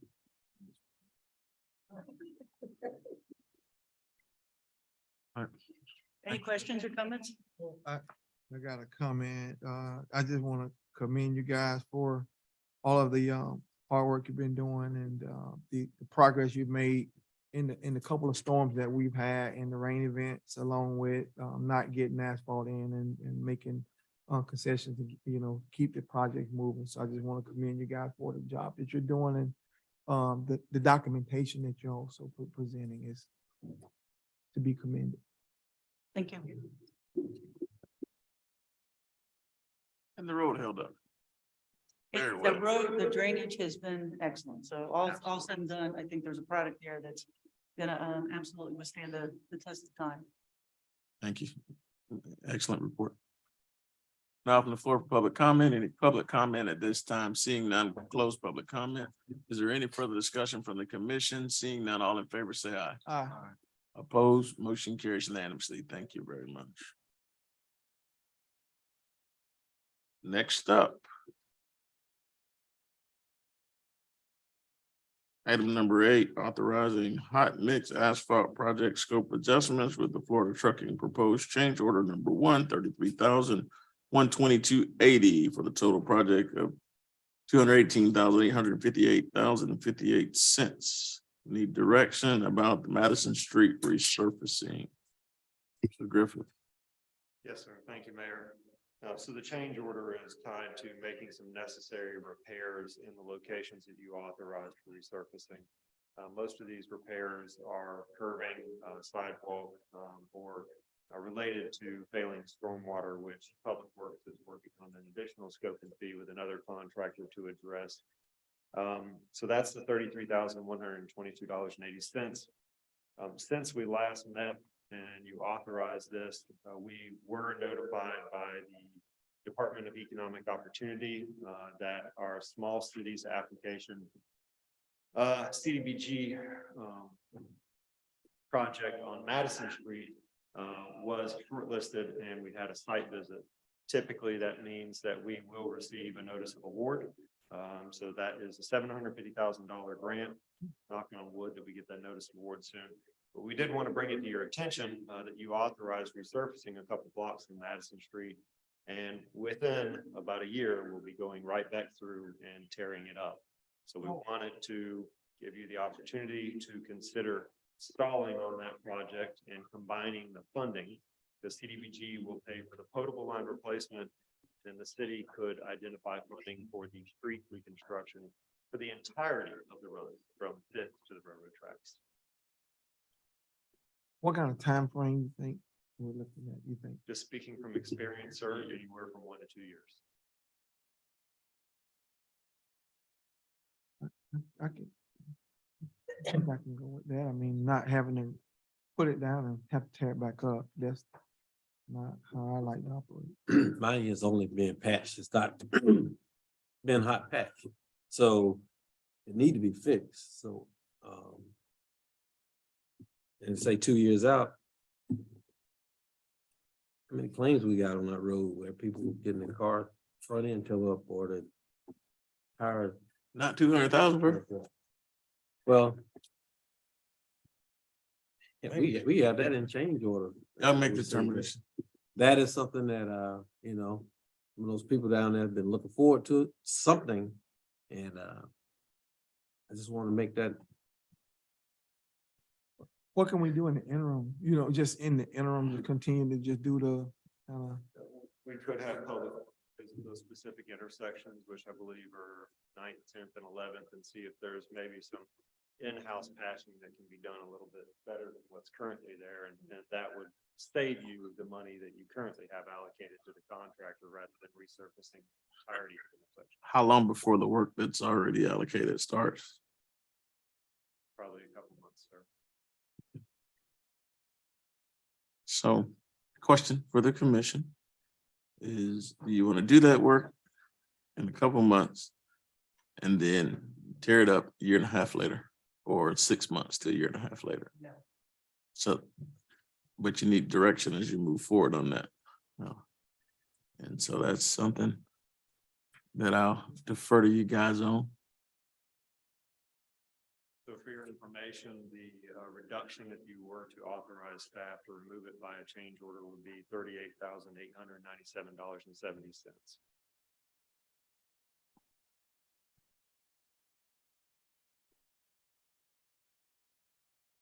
And in lieu of that, they could authorize some cost-effective in-house improvement to the area, to certain areas, correct? I haven't been out that way in a while, sir. I mean, I would probably defer to Dell with his staff and let them make their own assessment. Well, I would like to hear what Dale plan would be.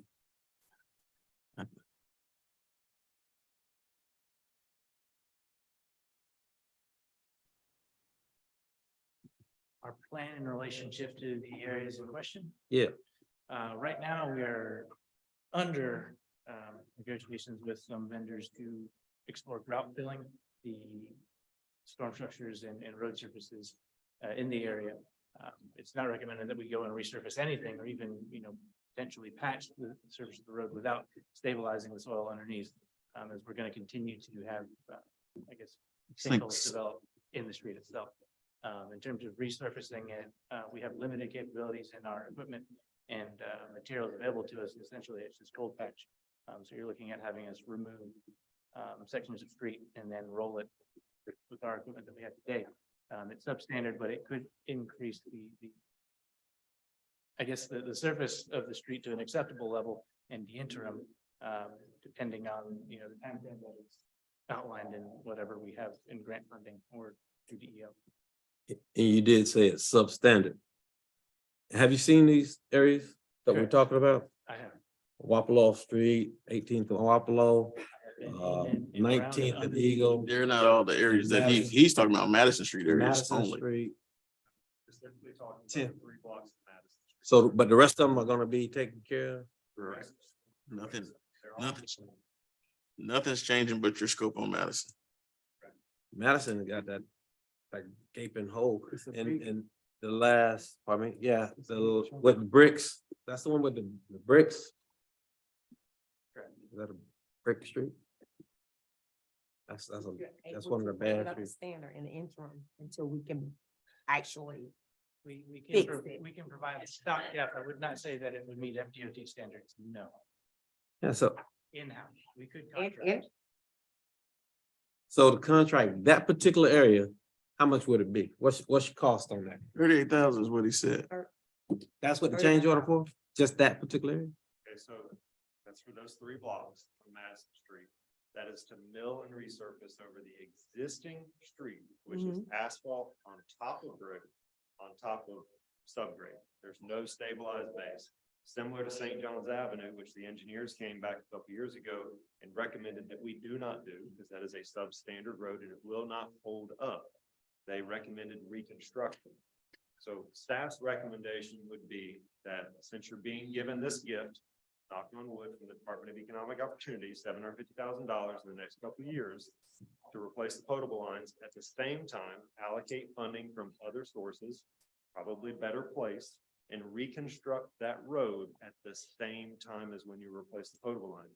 There is other deficient aging infrastructure in those intersections, specifically stormwater, that needs to be addressed.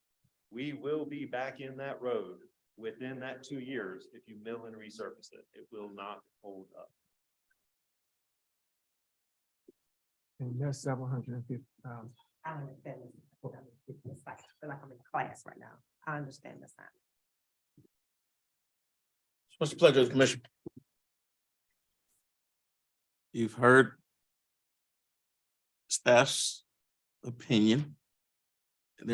And we were waiting on a recommendation from the commission as to what we do with the 3 specified blocks of Madison Street only. Staff recommendation. Second. So there wasn't a motion. Oh, she said second. You making a motion? Staff Second. There's a motion to accept staff's recommendation. And so that the record is clear, the recommendation is to authorize the change order with the amendment of deducting the amount of $38,897.70, removing the Madison Street scope of work. There's a motion on the floor and there's a second by Commissioner Borum. Now open the floor for public hearing. Anyone here for public hearing? Seeing no one, we'll close public hearing. Is there any further discussion on the motion? Seeing no further discussion on the motion. All in favor, say aye. Aye. Oppose? Nay, I oppose. Motion carries 4-1. Moving on.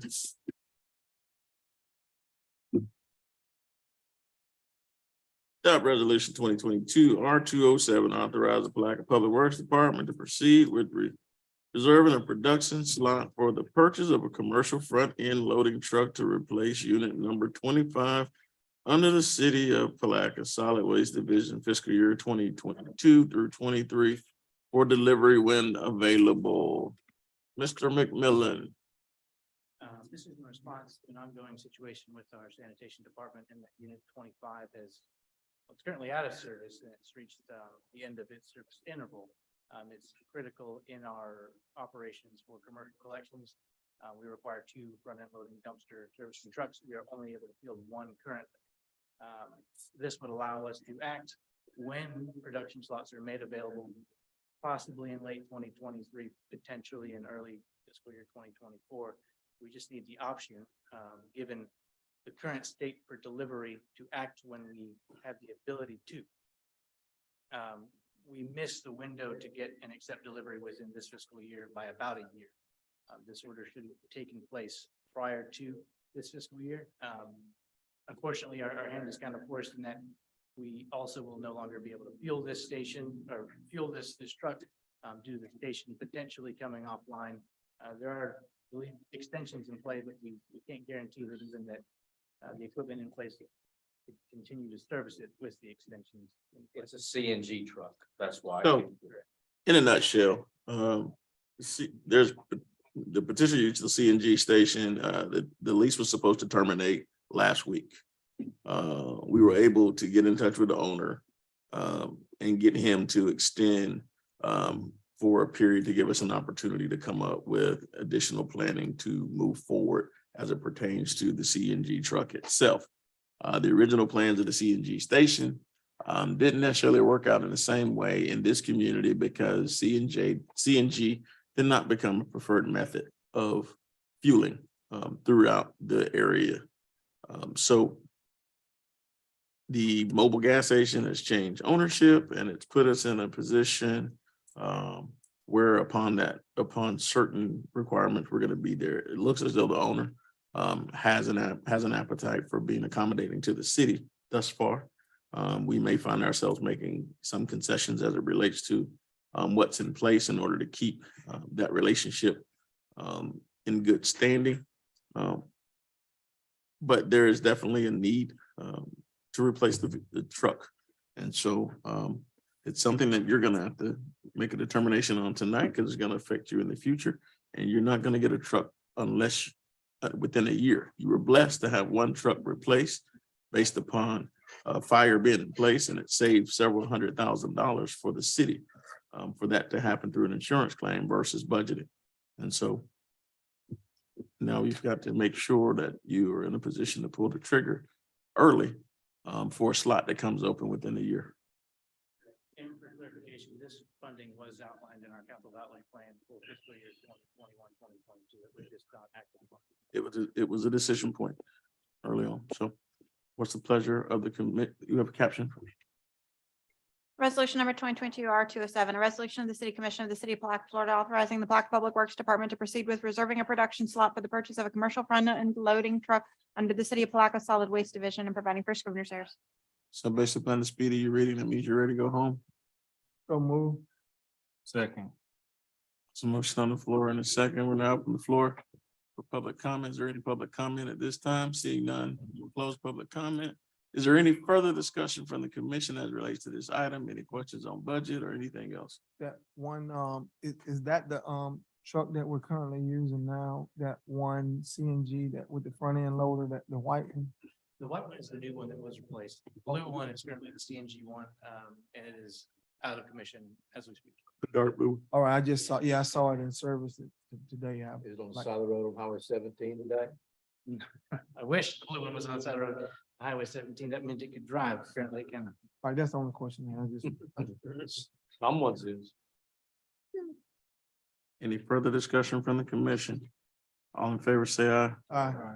Opposed, motion carries unanimously.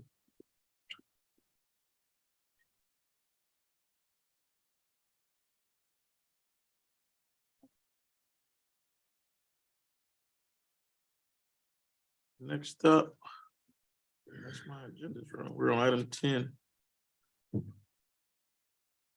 Discussion concerning the contract with the professional firefighters of Palatka concerning personnel policy. Mr. Mayor, for clarification, the item is to schedule workshops on that topic. Gotcha. That's what's next. So we've got a couple workshop items on here. And also we need to schedule a workshop to discuss strategic plan and business incubator recommendation. So let's talk about firefighter. Would you have proposed dates for any of those workshops? A couple of dates that are free on the city's calendar if the commission would like to consider. Do you want to start with November or December I'm not free till January or 12th. January?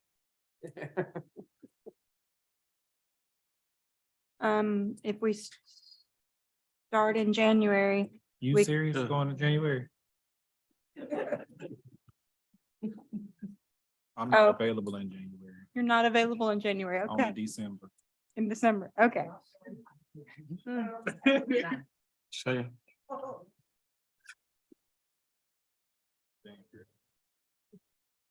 you have PTO works. All right.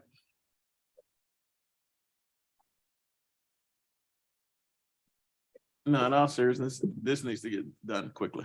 This doesn't need to wait. So let's go ahead and address it when we can. Let's get it within the next 30 days. Okay. November 22nd, No, it ain't that quick. no, that quick. that sounds like it's. November 28th, Beginning of December, okay, beginning of December, so that it can be, so you can put it to bed. Yeah. So this can be put to bed by the December meeting date. December 9th, which is a Friday. The December meeting date on the 8th. There's, Right, yeah. How about, He said put it to bed by the December meeting date. let's try, how about 4 o'clock on the date before the meeting? 7. That's the, what, no, the day of the meeting, I'm sorry. So we're 4:30. everybody okay with that? Do you have a zoning board of appeal? On the date, no, I'm saying on the date, on that Thursday of our meeting. Right. Do you have zoning board of appeal at 4 p.m. on that date, Sonny? that's just the standing, if we ever did have a zoning board of appeal meeting, but Don't have anything agenda? Okay. That so works. December the 8th at 4 p.m. concerning the firefighters of Palatka union contract or the other one. And that's to include the longevity issue.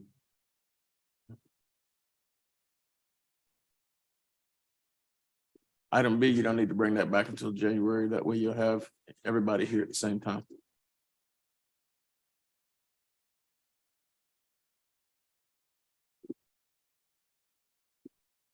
Okay. You gotta discuss a new strategic plan and have all your folks at the table. So that's my recommendation.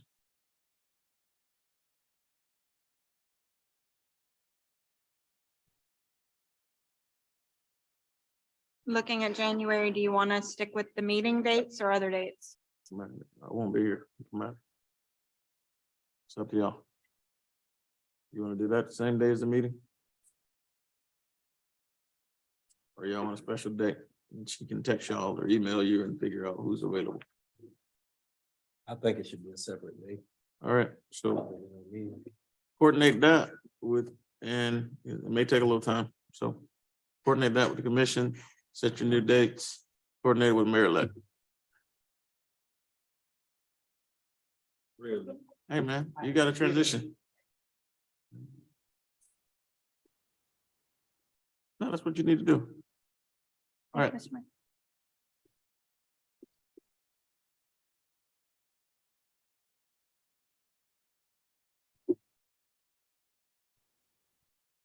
Item 11.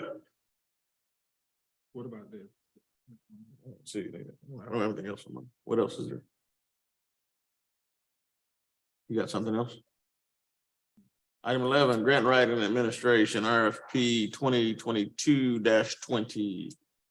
Update, Mr. Griffith. Yes, thank you, Mayor, Commissioners. Ms. Tucker asked me to give you a quick update. The evaluation committee has scheduled presentations from all 10 respondents on December 5th, starting at 8 a.m. That meeting is being publicly noticed in the event that one or two commissioners would like to be present and observe the presentations, and it will be open to the public. So we encourage you to attend if you are. Any questions, comments, concerns? Seeing none, thank you, Mr. Griffith. City manager and administrative reports, Mr. Holmes. Thanks, sir. Got a couple items that I need to talk about quickly. Not necessarily something you have to act upon tonight, but something that we need to act upon before we can move forward with some of our processes. So far, our search for finance director, city attorney, city manager, and HR director has not produced a lot of results. Matter of fact, slim to none in terms of responses. We did have some responses for finance director. The only one that appeared qualified wanted a minimum salary of $125,000 a year as an absolute minimum. Obviously, I don't have that in the budget. Our HR director, we had 5 initially inquire, and I think 3 would not respond to follow-up calls. 1 withdrew, and we're down to 1 to talk to. City attorney and city manager. With regard to city attorney, I need the commission to establish a salary or a, concept as to how you want to move forward. If you want to pay on an hourly rate, if you want to pay in-house, if you want to pay a monthly retainer, we need something to put out there in terms of the advertisement and solicitations. Ms. Jones is here and she can tell you the various things that she's been doing to try to get some responses. While we're talking about that, I think solicited input from 4 different, what are euphemistically called headhunters. 2 basically did not want to play, 2 are willing to play. It looks like the numbers they're offering, though, are going to be in excess of what your RFP threshold is. So it would appear that you're going to need to go out for an RFQ on your talent finder for whatever, lack of a better term, you want to use, those people that you're looking to help in the process of securing either a city manager, city attorney, or finance director. And then that's another thing, is how many of these positions are you going to want to utilize talent search folks in trying to fill? So kind of a gamut of things that we need to talk about. But to solidify and summarize, you've got 2 talent finding firms who have in fact submitted tentative rates for finding city manager, city attorney. They would exceed the $25,000 threshold if you use both. If you used if you use them for both of those positions, which would require going out for an RFQ or an RFP. And then we haven't had a lot of luck in getting anyone to apply for any of these positions, although we're going to update our city manager job description. And I do need to know what concept you want to use for the city attorney, because that's going to determine the pool that you have. In other words, if you're looking for someone to do work on, as the county does, with a firm that bills on an hourly basis, that's one solicitation. You're looking for in-house, that's a second solicitation. And if you're looking for I don't know, retainer fee, that's kind of a third hybrid, but we need to know what concept you want to use. So if you separated the search for each one of those out, and you treated them as individual, would you exceed threshold? Unless you use 2 separate firms. If you use the same firm for 2 separate searches, my initial It's a violation of understanding, procurement. It would violate procurement.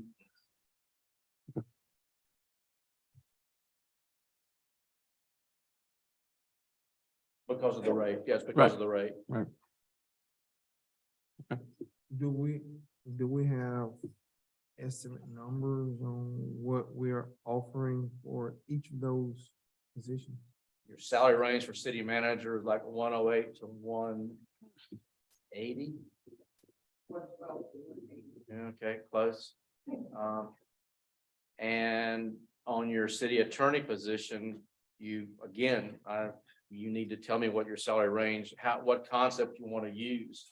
The finance director, I think our published cap right now is like, is it 185? What is it? For finance director, what's our salary cap right now?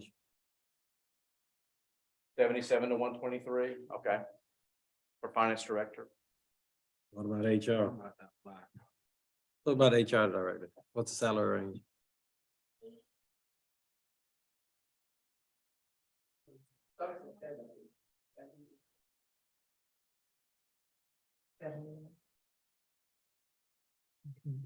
Have we considered at all? Well, I guess I asked the commission about contracting HR out. Is that a possibility, Ms. Jones? Have you, well, I should ask the manager first. Have you explored those avenues, HR, finance? I know that some municipalities do use like ADT, ADG. Yeah, AD. to do those tasks.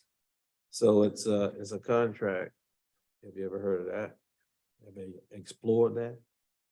Have not explored the prospect of contracting for a human resources director. My initial thoughts would be that that's going to be a pretty significant financial obligation if you contract for a human resources director. Finance director, I mean, obviously, I'm a little bit in the position the mayor is. You'll be living with this, not me, but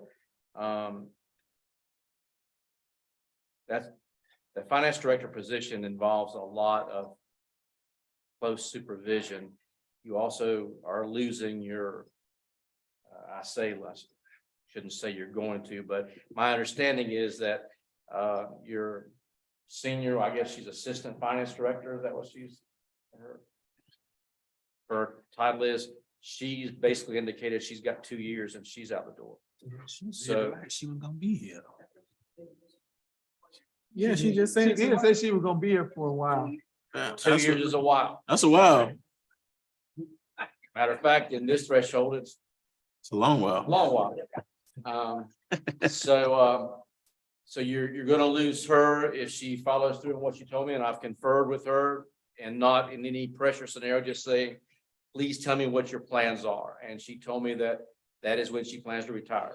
So you're looking at the next 2 years losing her and already have lost your finance director. So, I mean, you're gonna have to make some moves there. If you were going to have somebody who was just supervising from afar, I don't know what that would look like, to be honest with you.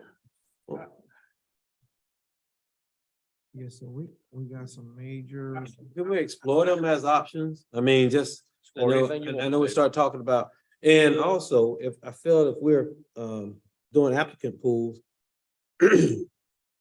we're hiring people for significant positions, they're critical positions. Maybe that needs to come to the board that we some kind of way make exceptions as far as what we will pay for a hiring firm. Whether it's a headhunter, you call it headhunter, to do these searches, because those are professional services that would pay any other contractor. And we've gotten some numbers. Ms. Jones, tell me what the numbers are. I honestly, I shouldn't say this on the record, but I agree with Commissioner Jones. I can't believe you said it.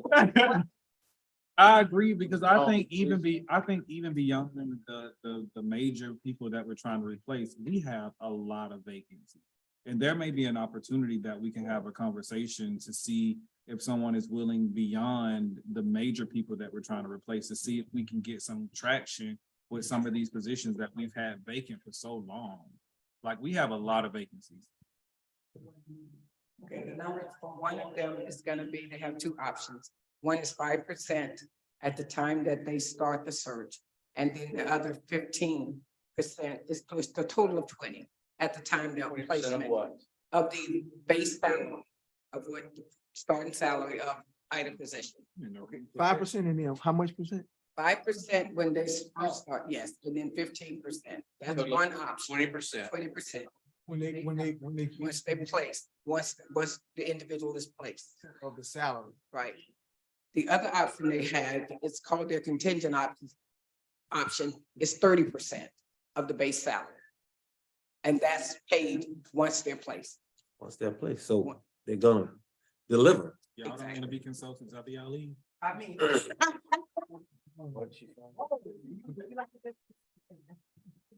So they're both pretty much the same because the other one only has the one option, which is the 30%. And once the placement takes place, they have follow-up procedures that go behind it. They make sure that the person that they place there, the salary, they're getting what they said, and they check up every week and then once a month for a while to make sure everything is going as. So the other question is that if those people don't work out, the search firm would still be under contract to Get us someone else. continue to do that.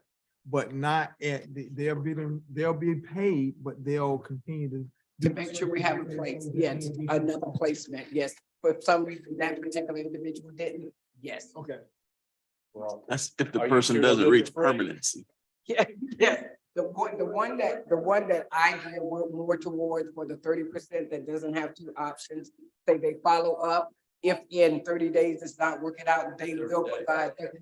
No, I know they didn't use 30, let me just, okay. Example. No, if they find out that for some reason that particular placement is not working out, they would provide another placement. That, I'm kind of leery, because haven't we been in that position before? We have, but I think we're gonna need to do our due diligence a little bit Well, better. it's our plan to bring the two firms, the details about the two firms before you and let you make a choice. We're gonna just bring the numbers, the terms, the high points, and y'all can make a decision. If you want them both here to make a presentation, we can do that too. Because we did RFP this. No, these were telephone solicitations, weren't they? Yes. So we made these on telephone solicitations. So if you want to talk to these people, you're more than welcome to. Well, I think we really need to do our due diligence, on the board here, as well as, our staff, to make sure that we vet those individuals. We had some, hiccups prior to, and I've learned from those, and I want to make sure that, we do our part and fully vet. So tell me what the concept you want to use on the city attorney. Well, y'all, you can help us with that piece of it in terms of, we talking numbers, that would be probably coming from. Do you want in-house? Do you want, Can you like give us pros and the cons, give a If we- breakdown of what services will be rendered for both and how? I mean, make a decision like that. Well, if you want to spend, at least, I'll tell you, I'll say this, if you want to spend at least $250,000 on staffing, then you go in-house. That's gonna get you a cheap in-house lawyer. That may not necessarily get you a good one. I So think, you're gonna bring in a paralegal, executive assistant, and you're gonna bring in, you gotta have office space, you gotta have all those different things in place for an in-house counsel. And then you're gonna pay on the cheap end, probably, you're probably gonna spend $150 on the cheap end. And for a good lawyer who knows what they're doing, I can tell you, you wouldn't be able to afford either one of them in-house. And that's just the truth of what it is. Their experience alone changes the whole game. You'll be upward 200,000 for either one of them in a real scenario. So no in-house. well, I think we need to really, look at what we don't want to just get, we don't want to get anything. We want to make sure that we're getting the right individuals in those roles, because if we do have a situation where we do need those services, either however we decide on whatever option, that they're gonna be able to represent the city as opposed to trying to get a bargain deal or whatever it may be, and then we end up paying a heck of a lot more I money. think with 3 attorneys that they can kind of, well, two and a half. Cause I don't think he's just gonna, I'm talking about, cause I don't think he's just gonna leave us up and dry. No, listen, I'm trying to make a point because what he was gonna say is that he wasn't gonna be here. And I was trying to make the point that I don't think he's gonna leave us high and dry. But I think with the decision of at least the city attorney, like we have 3 attorneys that we have. If they can't vet out an attorney from. It's not vetting. You have to decide what your No, budget's not gonna be. vetting. I'm just saying like. No, that's not what I'm saying. What I'm saying is you have to decide what your budget's gonna be, because here's the deal. You're not gonna get anyone, and I hate to sound negative, but you're not gonna get an attorney who has 40 years of experience or 20 years of experience to come in to a situation where they're gonna be here for 40 hours every other week and still be available during those other weeks and give you 100+ hours at the rate that you've been paying, that you've been used to. That's just not the reality of what's going to happen. I think in a real scenario, I think when you look at the numbers that we've paid for counsel from the time that Mr. Holmes has been counsel to what we've gotten with Ms. Thomas, the reality is they give a lot more hours than they bill. And the way it's set up, it's not the norm for what's in place. You're going to have, when you use the model that we have, and we'll revert back to Mr. Holmes for a second. When you use that model, what you end up with is an attorney who says contractually, I'm going to be available for X amount of hours to do basic legal work. That's advising. But once we get into a position where you're in litigation, once you get into a position where you start to do other things that require more extensive work, in-court services, all this other stuff, you pay a higher fee and you pay an in-court service fee. And I can tell you that those fees typically run on the low level at about $3.50 an hour. And so, those are the things that you consciously have to look at. I don't think that, I think you need to look at what other cities are paying for legal services in order for you to get an idea as to what you're getting, and not look at what you're getting now for what you're paying as the model for where you're going to be. Because at the end of the day, you can go in and get a firm that does nothing but governmental services. And yeah, you may have a monthly fee that looks like it looks like one thing, but you look around and those add-ons will be 3 times higher at the end of the day. I think that's the reality of where you can be. Or you can find somebody who absolutely has no clue and they just give you bad advice, but you get them for cheap. And so I think those are the things that you have to look at long term. And you also got to understand that the city attorneys that you have been accustomed to over the last few years have also really and truly stepped into other places so that for the good of the organization as a whole. And some of those things aren't necessarily within the purview of what they're contracted to do, but they do it because it benefits the city altogether. And so I'll just say that both of them have gone over and beyond the call of duty and over beyond what they get paid for when they were in the city attorney capacity to make sure that things work. And that was the team concept. You said what I said. That's what I mean.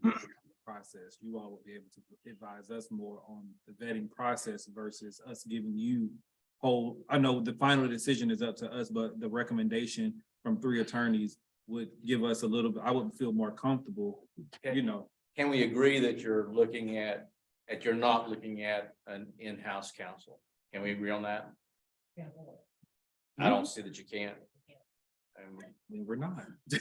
I mean, 5 years ago, the counties had in-house counsel.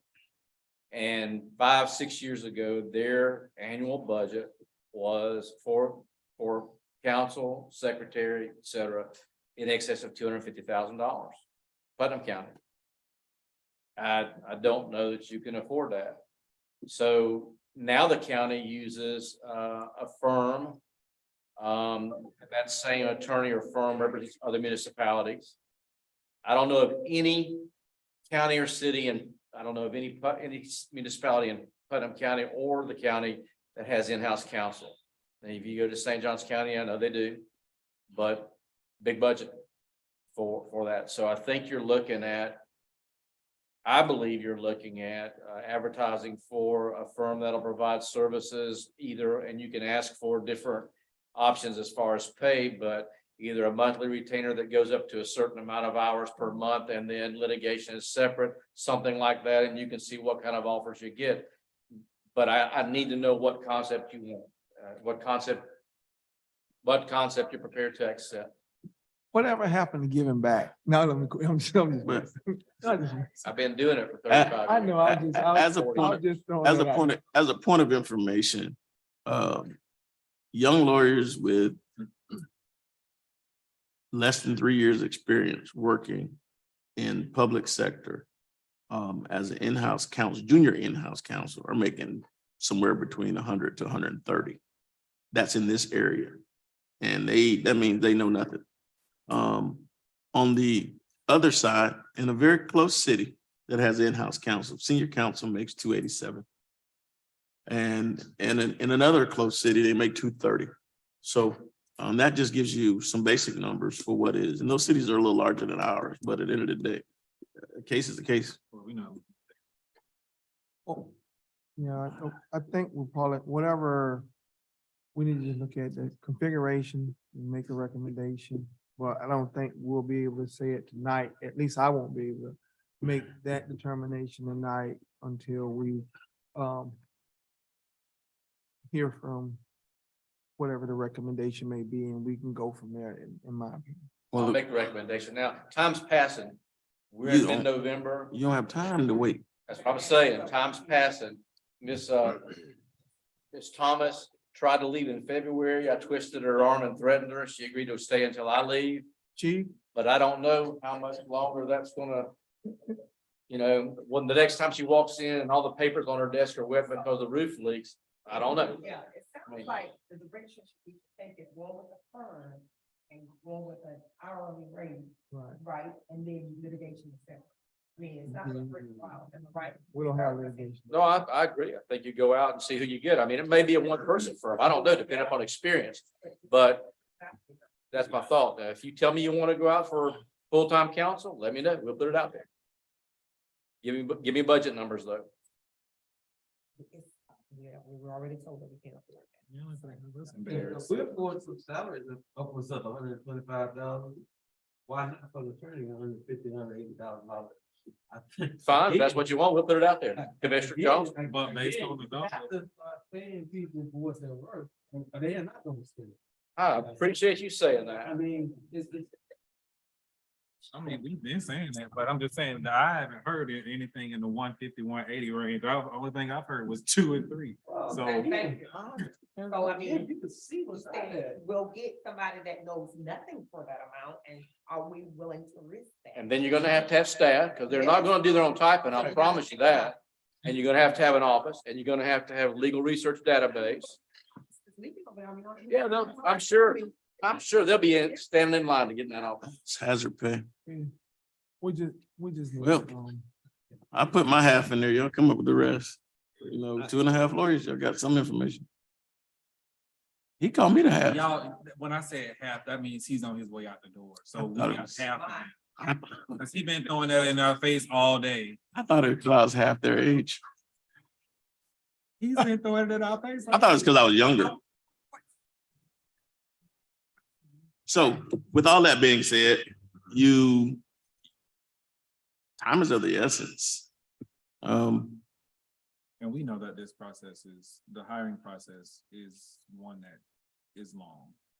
So it is now 8 o'clock in Alabama. So I think you need to have this back on the agenda pretty quickly and make a determination as to where you are. I would suggest that y'all get with the city manager and the city attorney, and y'all kind of have this on the next agenda for suggestion, for direction. And our HR person to be able to, also work with other municipalities. And, because it's other municipalities do the same thing that we're doing. They do it. So we not reinventing the wheel. So there's a format out there.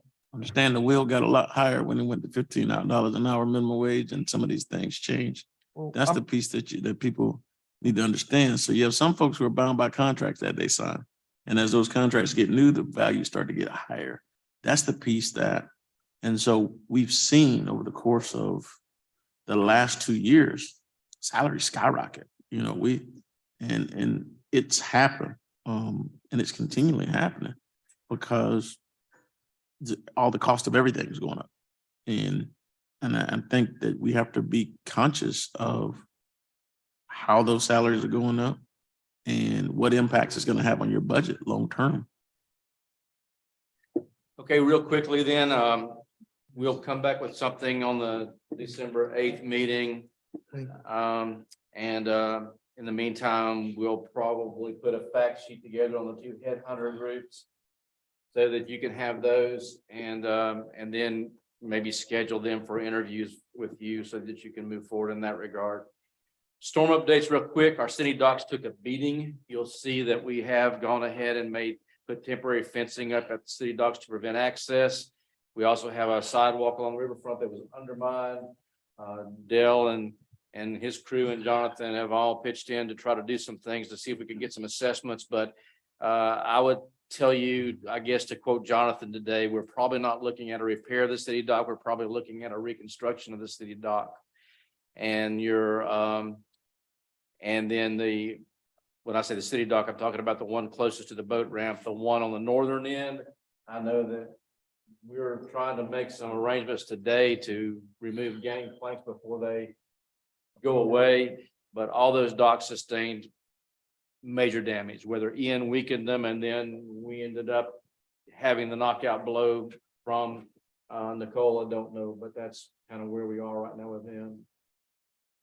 Correct. We've reached out to several vendors to help us immediately in removing some of the ramps to mitigate further damage. And we have made a press release, I believe it was put out prior to this meeting, kind of advising the public to steer clear of the area and allow us the space to work, to make the area safe for passerby. Hopefully we can stem any more damages, but also quickly get an assessment put together to outline exactly what needs to be done. I think the comment was for realistically all the docks at this point with the damage that they have, not necessarily rebuilding just the one, but looking at everything that you got. So if you get calls from constituents, it just is what it is, folks. I think that I was down there numerous times during the storm at the city docks.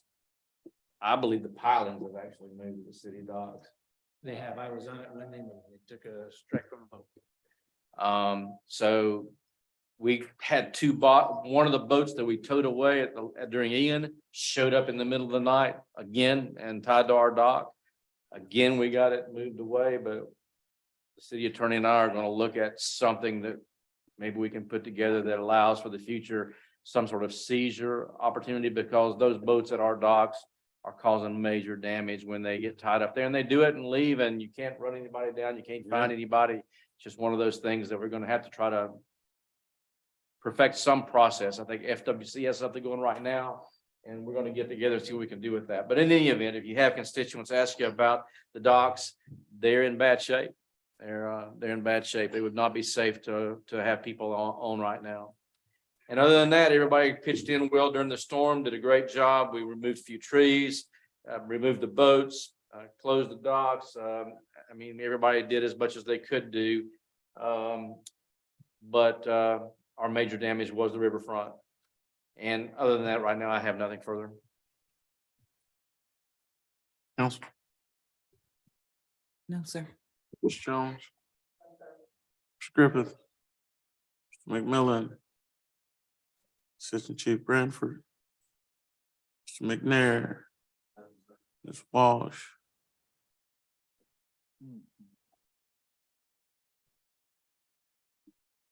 Let's let everybody know that the cottages is breaking ground this week. They started doing clearing for their silt fencing over the weekend. Good news. Wow. 195 units. It's Is huge. Longhorn still on the Palatka?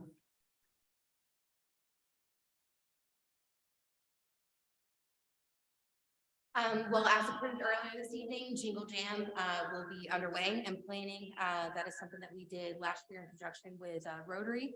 This year, the city will be looking for sponsors and vendors and looking forward to having another successful event on the riverfront September 17th.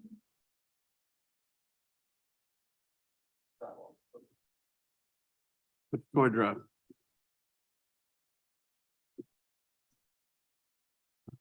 Ms. Shank. Chief Shaw. Oh, boy. Sciatica. It wouldn't have popped in Alabama. Pop that crack. I just wanted to update you on our on-site. As you remember, we spoke on November 2nd through 4th. We had on-site at the police department for our accreditation. On our ongoing interview, we were informed that we will be recommended for reaccreditation at 100%. So we'll be looking to receive our certificate in February for our accreditation. So I just want to be able to share that in.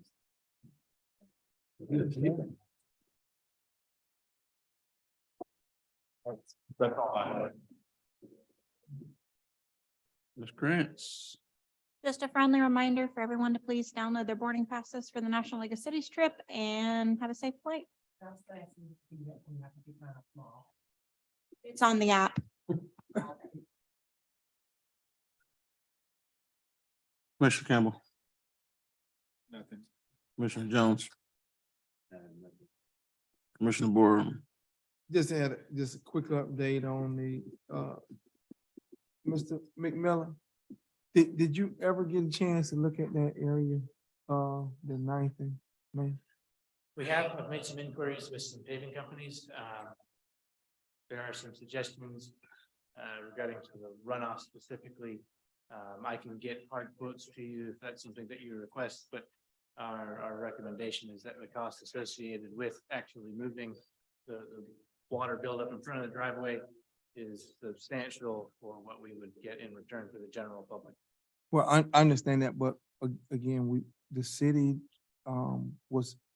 took part in it with several waves of city managers, several waves of people who were in, public works, whether they were whoever in lower levels. So I think the city, worked on it as it relates to the improvement that was made with the bike path. And so it did impact that individual business. But the thing with that is I just want to at least figure out what, Yes, sir. kind of give a cost and we can go from there. We went out and shot some elevations across it, and what we're facing is lack of elevation in the road surface itself for drainage, and that it is not going anywhere down the street anymore since the resurfacing project. We're talking, an inch or two from one block to the other realistically. With a significant amount of water, yes, it would move. I can present these, I guess the quotes to address some solution to the driveway itself in an email to you. That's what I'm just looking for, whatever number, so we can get stuff figured out. You don't have to do the details right now. Thank you. And the other thing we had, there's a request to use Jenkins parking lot because of lack of sidewalks or whatever, walkability or paths to do walking or whatever for exercising. And so they want to use the Jenkins parking lot to stay, for safety, as well as we got loose animals, dogs that's out and they're chasing people when they're trying to do walking throughout the community. So if they could use the Jenkins area for just walking, we can kind of touch base on that at some point for safety purposes. That's one of the things I'll just put to the city manager.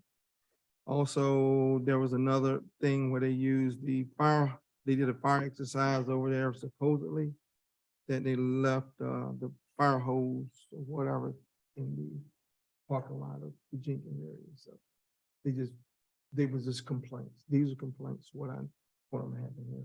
So I'm just sharing it. Then there's one request went into Public Works for a request to replace trash can with no wheels, and they say it's been over 2 weeks or wherever, and they can't pull the trash can from the roadway back to the house without no wheels or whatever. So if we can just get those replaced, it's already in the system. I can talk to you about the details later. And just a update on the impact fees while we moving forward on those. The impact fee update.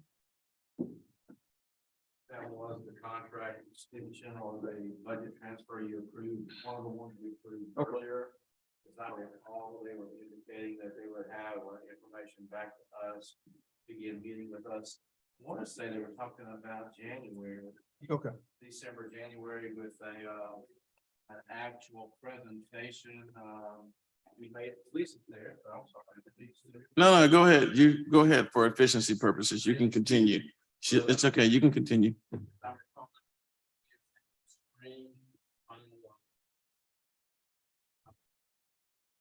December presentation, okay, right.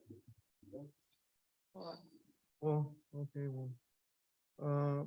that's all I had. I just wanted to throw that out. Thank you. Certainly appreciate it. That's all I have. Mr. McCosker.